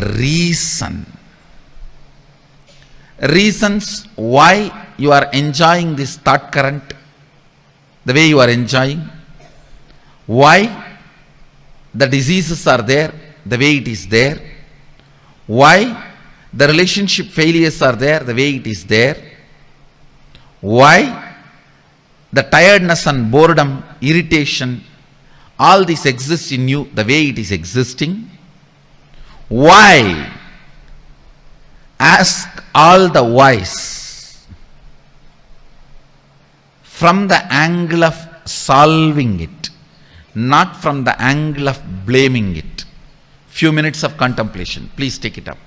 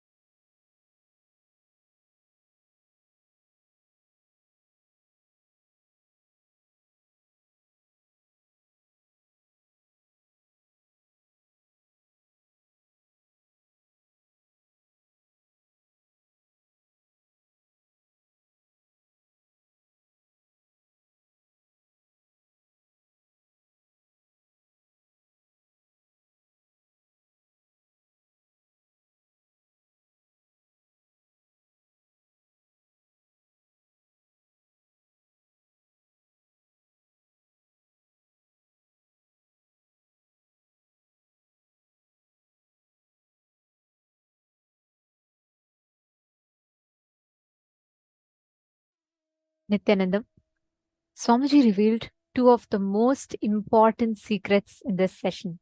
Understanding about how exactly the law of life is, how time functions, how life functions. Swamiji taught these two most important principles. And this whole session was so powerful, the way Swamiji revealed the truth, right? How many of you understood the science of conquering time and the science of conquering life? Like Swamiji was telling, many times when we spend time with someone we love, like for example, Darshan, let's say, when Swamiji comes and sits, we will be like, oh my God, I felt like Darshan just started, already 3 hours have passed. How many of you have had this experience? How many of you have had this experience where you feel like, oh my God, just now I thought satsang started, already an hour has passed? How many of you have had this experience? Yes? Okay, I see so many of you saying yes, giving me thumbs up. Now, let's say you go to a boring lecture or you go to something that you don't like much. You will feel like, oh my God, why is my clock not moving at all? Right? It feel like I've been here for an eternity. And it's just like 1 minute has gotten over, 10 minutes have gotten over, 15 minutes have gotten over. And you feel like, oh God, why is time running so fast? Understand, time is the skin of the cosmos. Every time, time rubs against you. The Kaala Chakra. See, that's why it's called Kaala Chakra, the circular time. It keeps rotating. Let's say this is your life, right? Let's say your life is the x-axis, and the Kaala Chakra is continuously rotating, rotating, rotating. Now, any incompletion, resistance, powerlessness in life is like a bump on the x-axis. So every time there's an incompletion, what will happen? The wheel will have a jerk. It'll skid. Every time there's a bump, the wheel will have to like go over it and hit hard. Like if a speeding car runs over a speed breaker, what happens? It just rams. It just slips, right? The exact same thing happens. That is why you feel whenever you're incomplete, you feel time is painful. Every passing moment is a load, a burden. Swamiji has given such an amazing truth. Like every time I hear this satsang, I feel like what a science Swamiji has blessed us with. Just understanding the principle of conquering time, conquering life. It is just so powerful. I request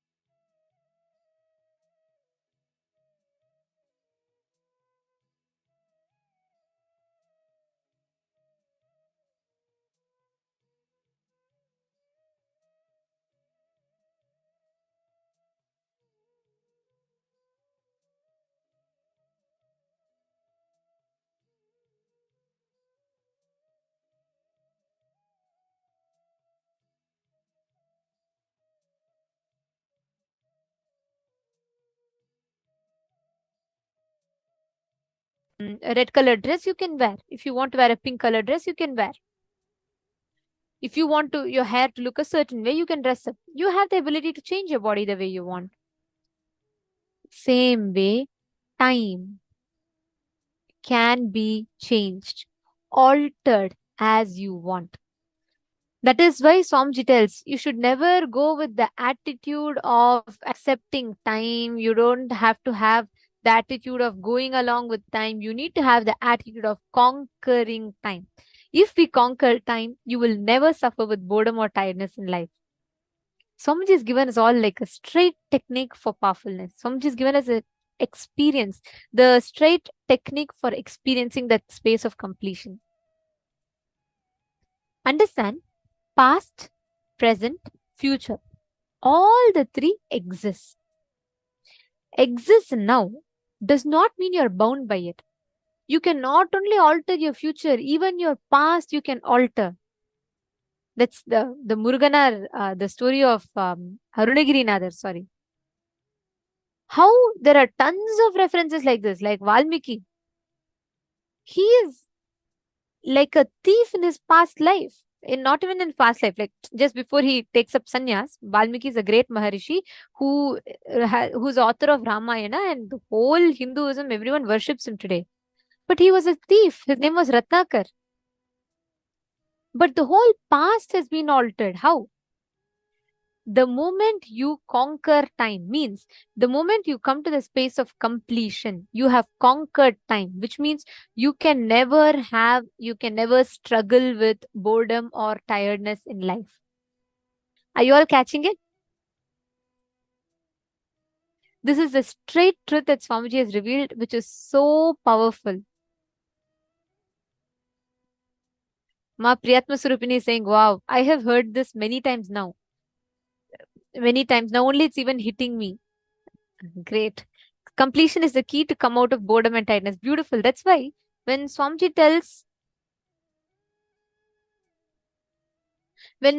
tells that each time you experience completion, each time you have a breakthrough, Swamiji tells the same satsang you listen again and again and again. Every single time you listen to it, you will have a new understanding about it, because life expands. Each time as you listen, you will break your pattern in a deeper and deeper and deeper manner. And also one of the most important aspects of this for all of us to understand is how the law of life functions, Every single time you get stuck with an incompletion, every single time you get stuck with the pain, you need to understand you are recreating that suffering, that set of patterns in your future by holding on to the incompletion. Same way, every time you break a pattern, you have more psychological time available to you. Means, for example, like Swamiji told, right? Swamiji is explaining about chronological time and psychological time, right? Because Swamiji said, in reality, the chronological time is just a scale to measure everything in against a unit. Like, for example, the weather now time is 6:03 EST. Now time in India might be different. The chronological time, because Swamiji tells we are conscious beings, we are not matter, we are not bound by the chronological time.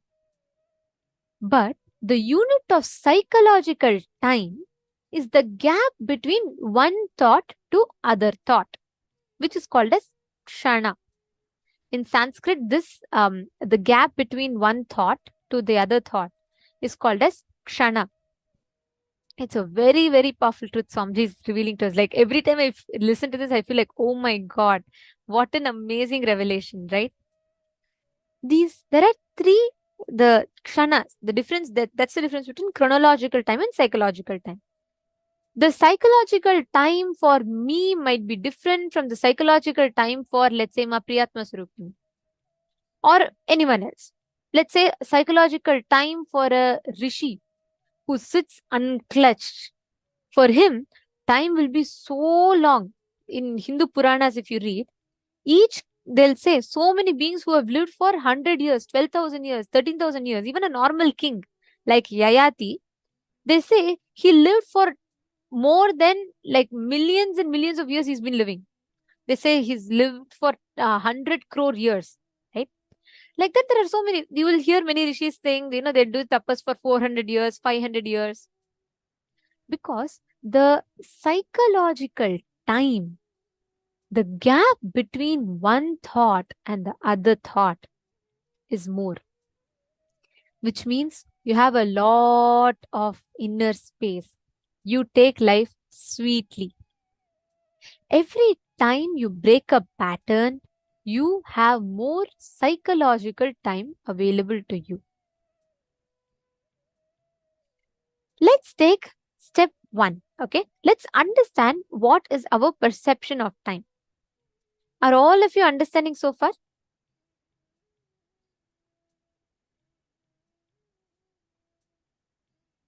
Okay, Ma Priyatma Swarupini, how you're asking a very beautiful question. You're asking how expanding my psychological time will reflect in chronological time. Can you please make me understand? Very beautiful question. I'll answer this for you. Have you ever experienced this? How many of you have experienced this? Where you will come to work, you will sit in front of the computer. You will also feel like last 2 hours I have been occupied. I did not waste time. I did not chat with anyone. I did not do anything. I have been in front of computer. I have been moving from one window to the other. But if someone asks you what you did, you will feel like, how come no work has happened? There's nothing for me. I don't even know what I did. How many of you have experienced that? How many of you, especially if you're working, if you're, if you're in your business field or you're studying, surely you would have experienced this. How many of you have experienced it? You sit in front of the computer or you sit in front of the book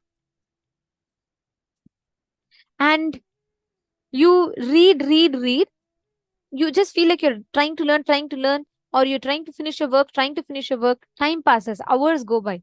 But you'll feel end of the day, what did you do so long? How come nothing happened? Linyangaya, Everardo Alfaro, Satyojata Shivamaya. How many of you are understanding this? How many of you have experienced this?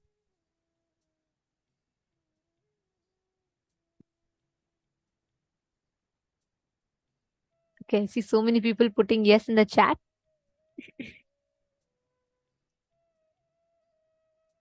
Okay, understand, this is the exact same principle you need to apply. What happens at that time is when you experience this, okay, just carefully listen. You sit in front of the computer, you're moving from one tab to other. Chronological time is same. Let's say, Ma Priyatma Surupini, since you asked this question, I'll give you my example and your example. Okay. So let's say both of us are sitting next to each other and I am conducting the program, right? Now, the same 5 minutes of the time, okay, for me, it will be like, oh God, it's already 5 minutes past. I just started talking, right? But the same 5 minutes of chronological time for you might be, oh God, she's talking for so long. Okay.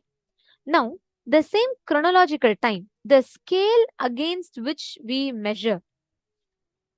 Understand, let's say if my thoughts are more, I will feel like time is slipping.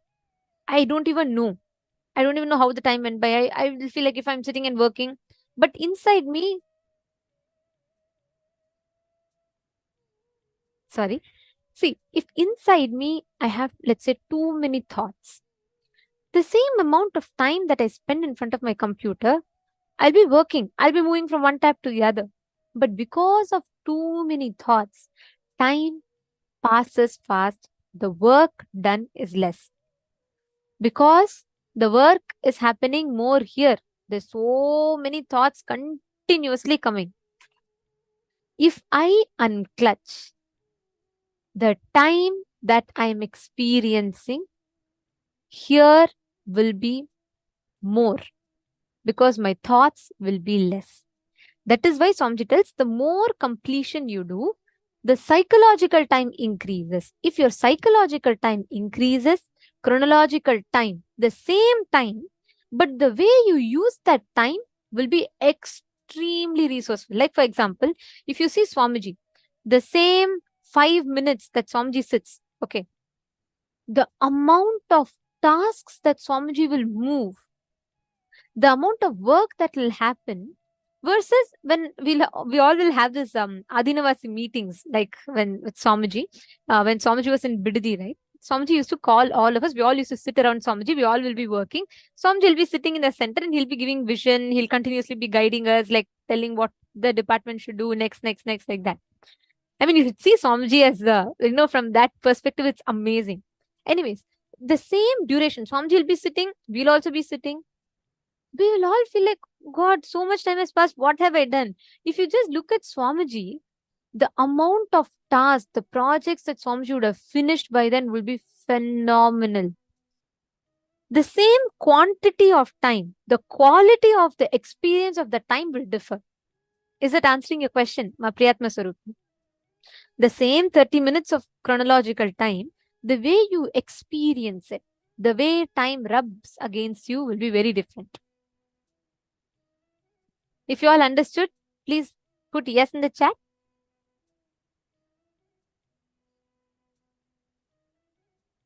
Excellent. Now, I request every one of you to analyze this. Write down when time was too long, when time was too short, and when time was not moving. 2 incidents for each of us. Take a few minutes and write down.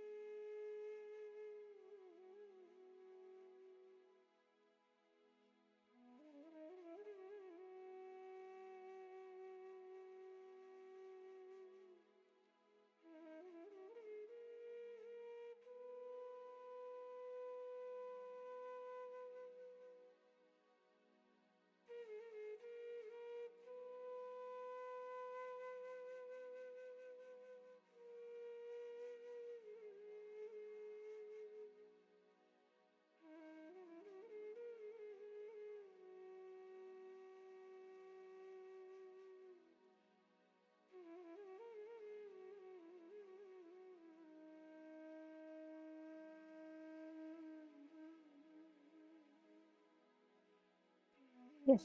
Hope all of you have written down. Now, please understand how time occurs to you, what you experience as time and life. The heavy powerlessness that we experience because of time, the burden of the past, etc., etc., and etc. Swamiji has very beautifully removed all of that inside of us. Today, we have learned one of the most powerful secrets of how we can conquer time, how we can conquer life, and how we can build the experience of that ultimate oneness. Today, all of us are going to be having the initiation, receiving the initiation of going beyond the time loop, going beyond the bondage of time. Like Swamiji is very beautifully explaining to all of us today, right? About how the Paramatma, the Paramahamsa bird flies. When a swan is flying in the sky and its reflection falls in the pond, even if you throw stones at the pond, the reflection, it will not affect the swan. Same way, Paramashiva, we are all the reflection of that ultimate consciousness. He sits in the center of the whole universe and reflects himself from every being. And we are not the reflection, we are the source of the reflection. If you associate yourself to the source of the reflection, you will never be inflicted with pain and suffering.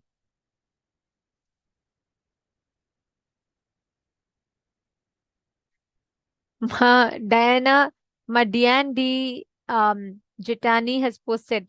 Very nice, Ma. Actually, this is what Somji explains as our psychological time. The chronological time unit against which we measure is same. The psychological time, the using what we experience, how we experience, like you're describing, right? The same, let's say, the same 10 minutes.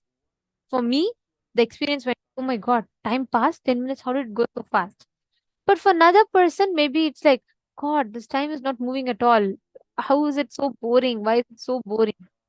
Now, the same subject, the reality, the objective reality called the chronological time, will give a different subjective experience to each of us. That because the psychological time that we have, which is a gap between one thought to another thought, plays a major role in deciding your experience of chronological time. That's why when Ma Priyatma Surupni was asking, how does changing in psychological time reflect as, what is the use of it in chronological time? This is the exact use. How much resource, how much ability, efficiency you harness in that short amount of time given between any given duration A and duration B, how much you can do. The experience or your interaction with time differs based on your psychological experience of time. Okay, there are a lot of questions.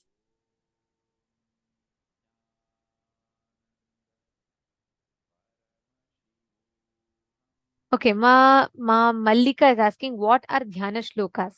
Dhyana Shlokas are the sacred mantras that describes a particular form of that deity. Let's, for example, if you chant Devi Dhyana Mantra, that describes the form of Devi Parashakti, and the each time, whenever we connect to a deity, right? The form that we visualize, the description of that particular form is a Dhyana Shloka. Okay, now it is time for all of us to get ready for the darshan.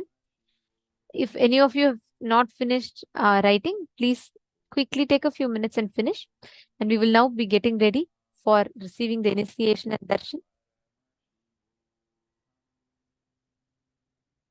I request all the participants to please come and settle down. Please be seated in front of the camera.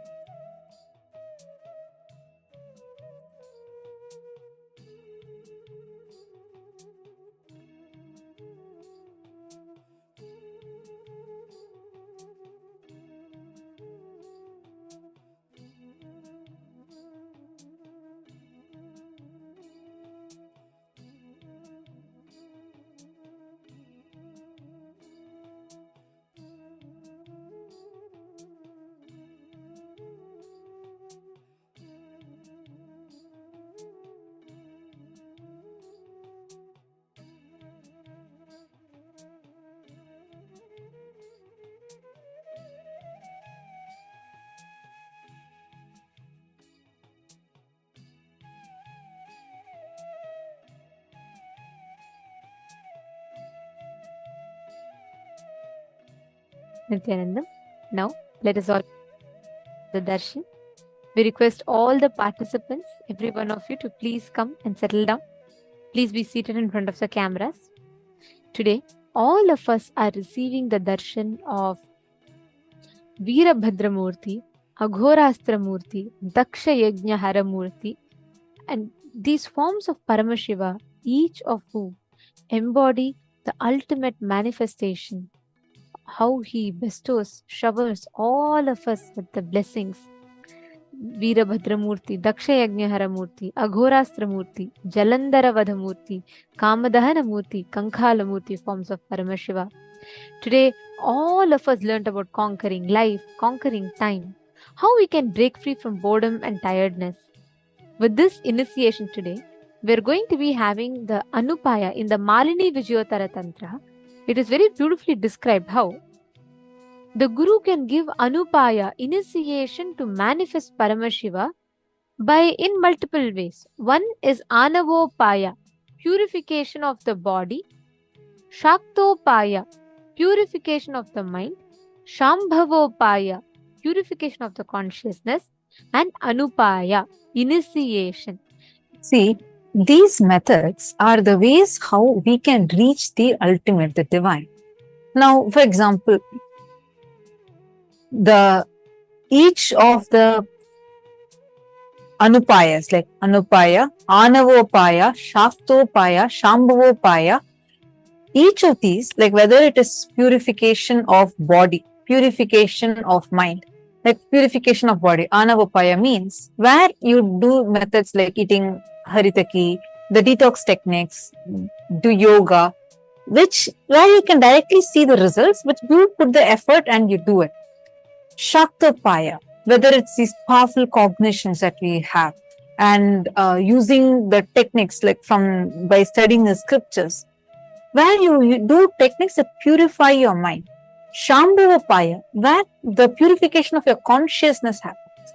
Now, in all these upayas, the best, most easiest is Anupaya.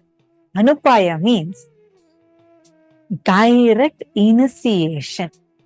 You don't need to struggle. Simple, just sit with simple integrity, simple attachment to Swamiji. That's all. You don't need to do anything.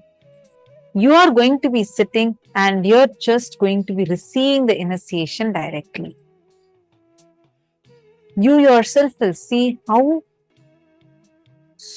in such a powerful way, how Swamiji will be manifesting inside of you without your efforts.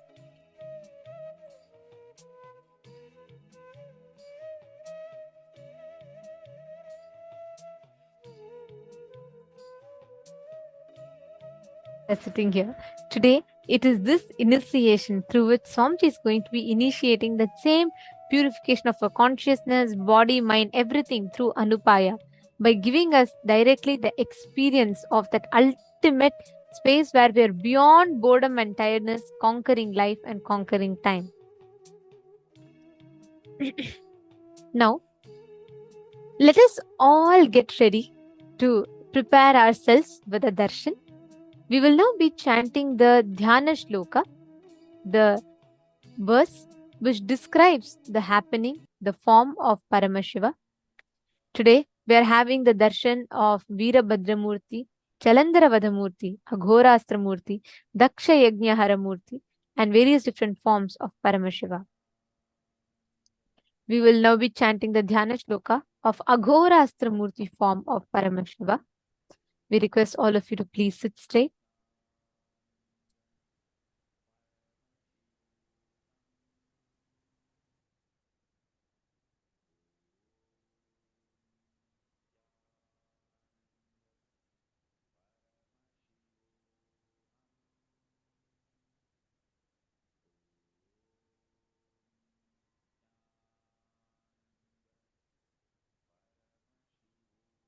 तेष्वघोरानुरत्यन्त दोषघ्न कृष्णवर्णभाक् व्यालबद्धजटाजूट कपालदलमण्डितः सुरपिङ्ने क्षणोत्यन्तं श्वेतदंष्ट्रसमन्वितः चन्द्रचूडो विशालास्यो नागयज्ञोपवीतवान् महाकायो महादंष्ट्री किङ्किन्नरवंश्यं युतः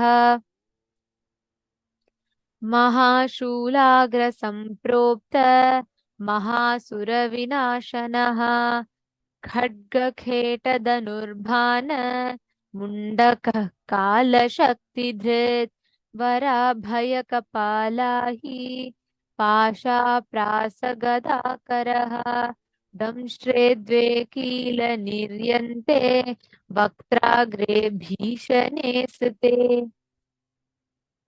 स्वसेनारक्षको नित्यं परसेना भयङ्करः vary प्रयुक्तकर्मघ्न सर्वव्याधिनिवारकः सर्वदोषविनाशो तु समर्थो भक्तवत्सलः.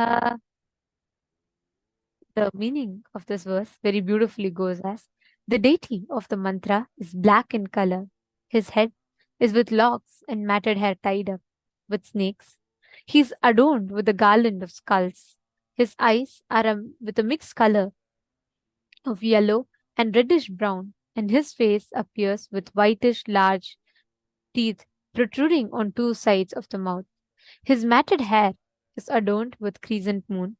Being with a broad face, he is wearing a snake as a sacred thread.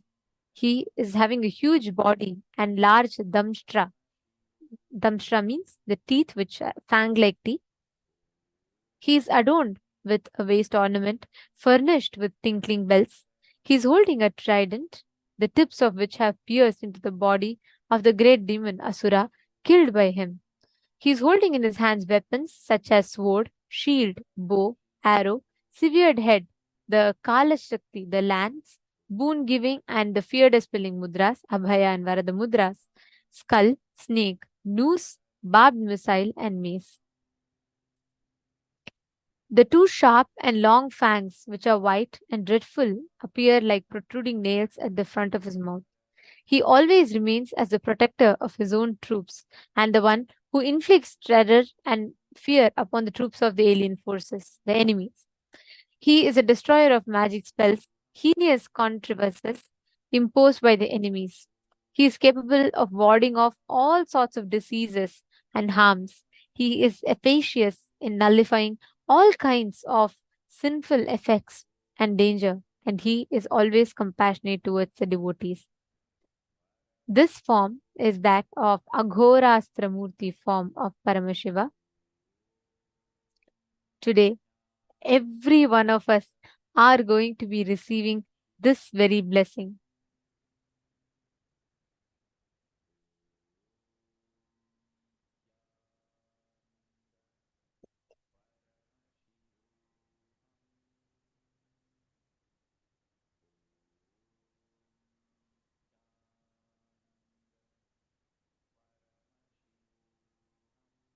Darshan, today we request every one of you, anywhere in life, you feel time is an obstacle, you feel bored, tired, you want to have breakthrough in some aspect of your life, just connect to this form of Swamiji's. You will see how intensely Swamiji is available, and Swamiji himself will be attending to all the prayers, boons, blessings, requests that every one of us have. And all of you understand like how today Swamiji was revealing to us, right? It is that ferociousness that has the capacity to break the time layer, not anger. Ferociousness. Swamiji gave his own examples. And also the example, like how when Swamiji missed the Arati, Swamiji did not sit and say, okay, what should I have, what thought current made me do this, what happened, like cute analysis. Swamiji just decided ferociously for next 3 days, till this goes away from you, no question of sleep. Swamiji tied his shika to the cot and sat straight for next 3 days, did not sleep and made sleep disappear. And after that, sleep lost voting rights in Swamiji's life. Wow. Understand ferociousness. That is what is going to help us to break this layer of time. Swamiji also gave an example of when Bhishma made a declaration, how the time layer opened, cosmos showered upon him. The example of Swamiji, from Swamiji's own life, all of us can relate to that more and we will be able to understand how one day, few minutes late for Mangalarati, Swamiji did not say that, oh God, why I missed? Oh, I should keep an alarm. I couldn't wake up. Someone should have woken me up. Nothing of this sort of language that all of us use. Swamiji didn't use that. Very powerfully. What did Swamiji do instead? Take a moment, you all can type. What did Swamiji do instead? Decided ferociously. If the sleep was obstacle for me to go to Mangalarati, let sleep just disappear. And did not even just say it. Swamiji tied his shika. Shika is the hair that's right here. Swamiji ferociously tied his shika to the cot so that even slightly, even dozing off does not happen, and broke the time layer, broke sleep, broke tiredness. That is why you will never, no matter what, never ever you will even find this factor of sleep, tiredness, boredom. Never. There are instructions actually, the guidelines that Swamiji gave in 2007, 8, 2009, like for example, simple example. How in 2009, Swamiji gave detailed instruction to the Annamandir team, where Swamiji himself personally goes and monitors, ensures whether the tap is working or not for Tiruvannamalai Annadam. Till date, it's 2023. Even now, Swamiji does the exact same thing. And in fact, Swamiji checks virtually, goes and checks whether the place where people are sitting is proper, micromanages to the extent whether the plates are kept in a proper way, how many number of plates are there, how many dishes are being served, whether the vada that is being served is hot or not, to that micro detail. What Swamiji started in so many years back. If all of us would have had even one project, you look, take any project you started. If you felt, I've already educated my team regarding this. Again, they failed in this, they didn't do it properly, we would give up on it. But either like just fire those employees or, just break the whole team, the whole work. Exactly. And not just that, so beautifully, Swamiji does not just say, okay, I will not give up on it. Intensely, with the same enthusiasm, same excitement, no tiredness, no boredom. Swamiji does not say, I have already repeated this exact instruction to this exact same person. For last 10 years, I have been telling, still this person is not doing. Swamiji doesn't say that.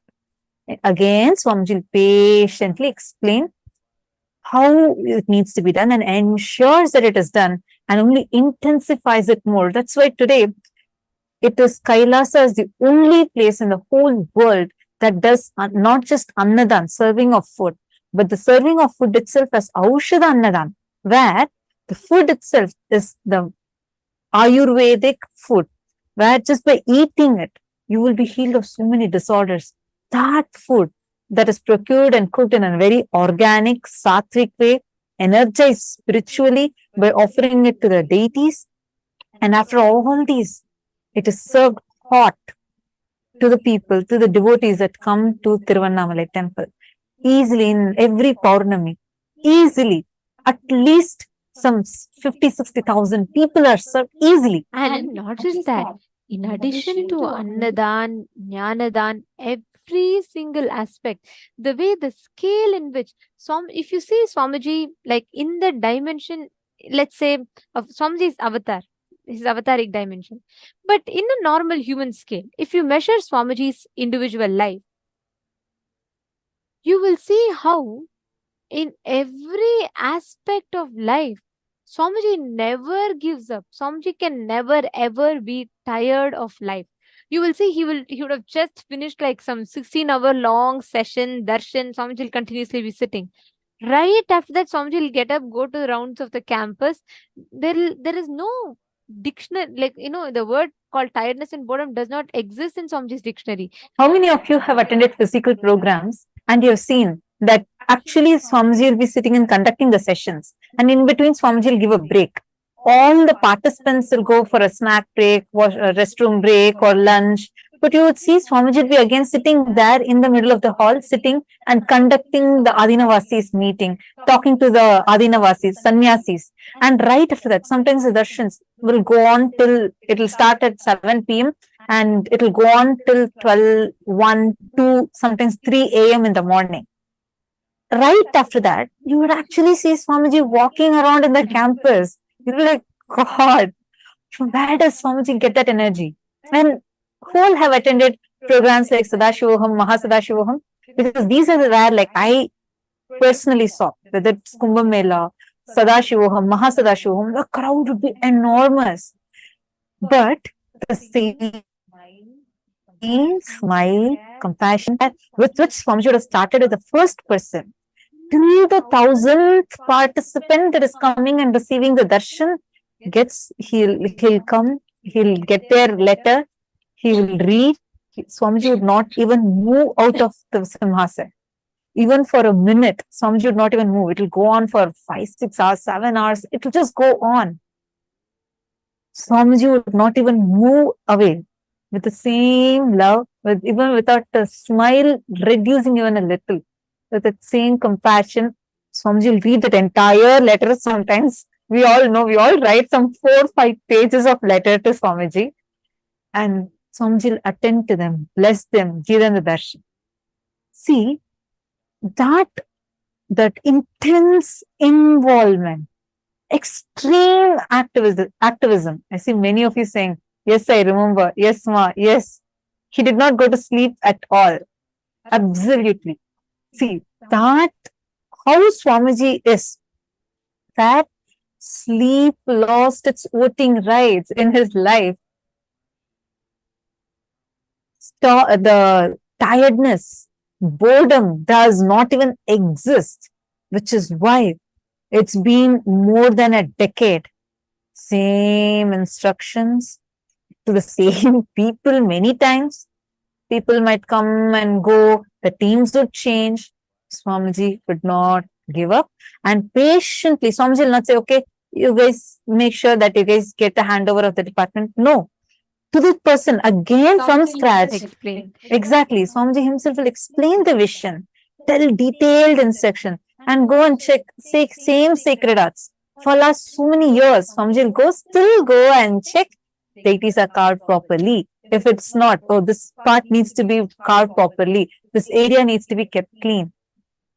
In that micro detail, Swamiji would actually be guiding, doing, and will be on ground for the work. You would never see anyone for a simple annadan getting so actively involved like Swamiji. See, most of us we all believe in the logic of let us just do one thing and let me just be comfortable with it first, then I'll do the other things. It never works like that. If you see Swamiji, all the different projects, it's running a nation is not an easy job, right?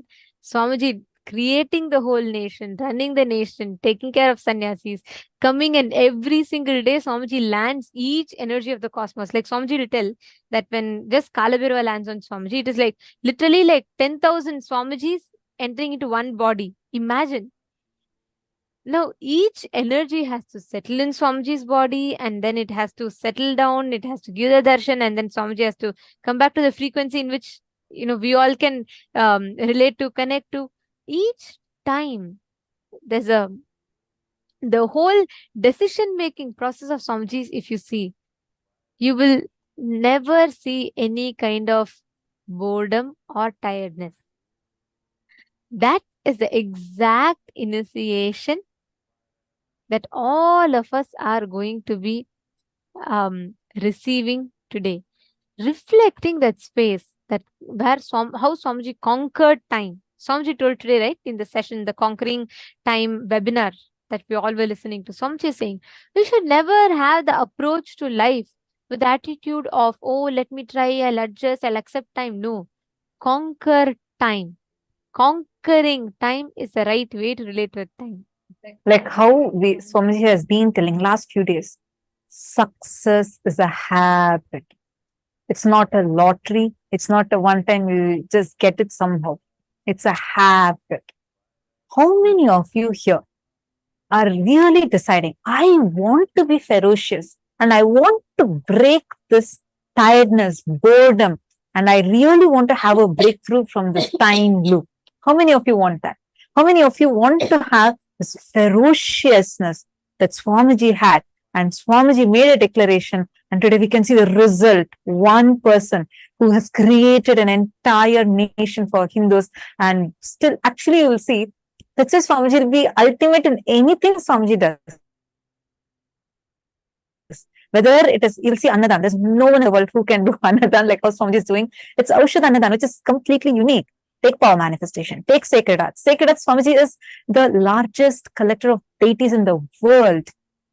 Rudrakshas, largest collector of Rudrakshas in the world. Books, publications. So people, this is a career, but Swamiji has authored the largest number, he holds a record of a single author authoring the largest number of books in the world and made it all completely available for free. Like you will see any aspect, Swamiji will be the best of it, ultimate. That extreme involvement, absolute unclutching and extreme involvement with life will happen only when we decide ferociously and establish ourselves in that Paramashanta Svarupa of Paramashiva, which is a boon all of us are going to be receiving today. So many people are putting yes, that you want to have it. May I request you all, take a selfie of yourself right now. Head to Facebook and tag Swamiji and make your declaration. Say that I want to have this quality of Swamiji, where like how Swamiji is so intensely involved in life, like no tiredness, no boredom, not stuck in that time loop. I want to have this. Whoever, all the people that are putting yes, take a moment now, tag Swamiji's Facebook page and post your post now. You can also say that you're getting this initiation in this program, Paramashivoham Level 3. And please take a moment and click your selfies and please post it on the Facebook. Just as you're ready, like you can just do it like a status update. Just click a selfie, tell you're ready for the initiation and this is the breakthrough that you're ready for, and you can make the post. And each one of us are going to be receiving this powerful experience as initiation today. Now, let us all get ready to receive the darshan. Please sit straight with your head, neck and spine in a straight line. Chant Mahavakya. Om Nithyananda Paramashivoham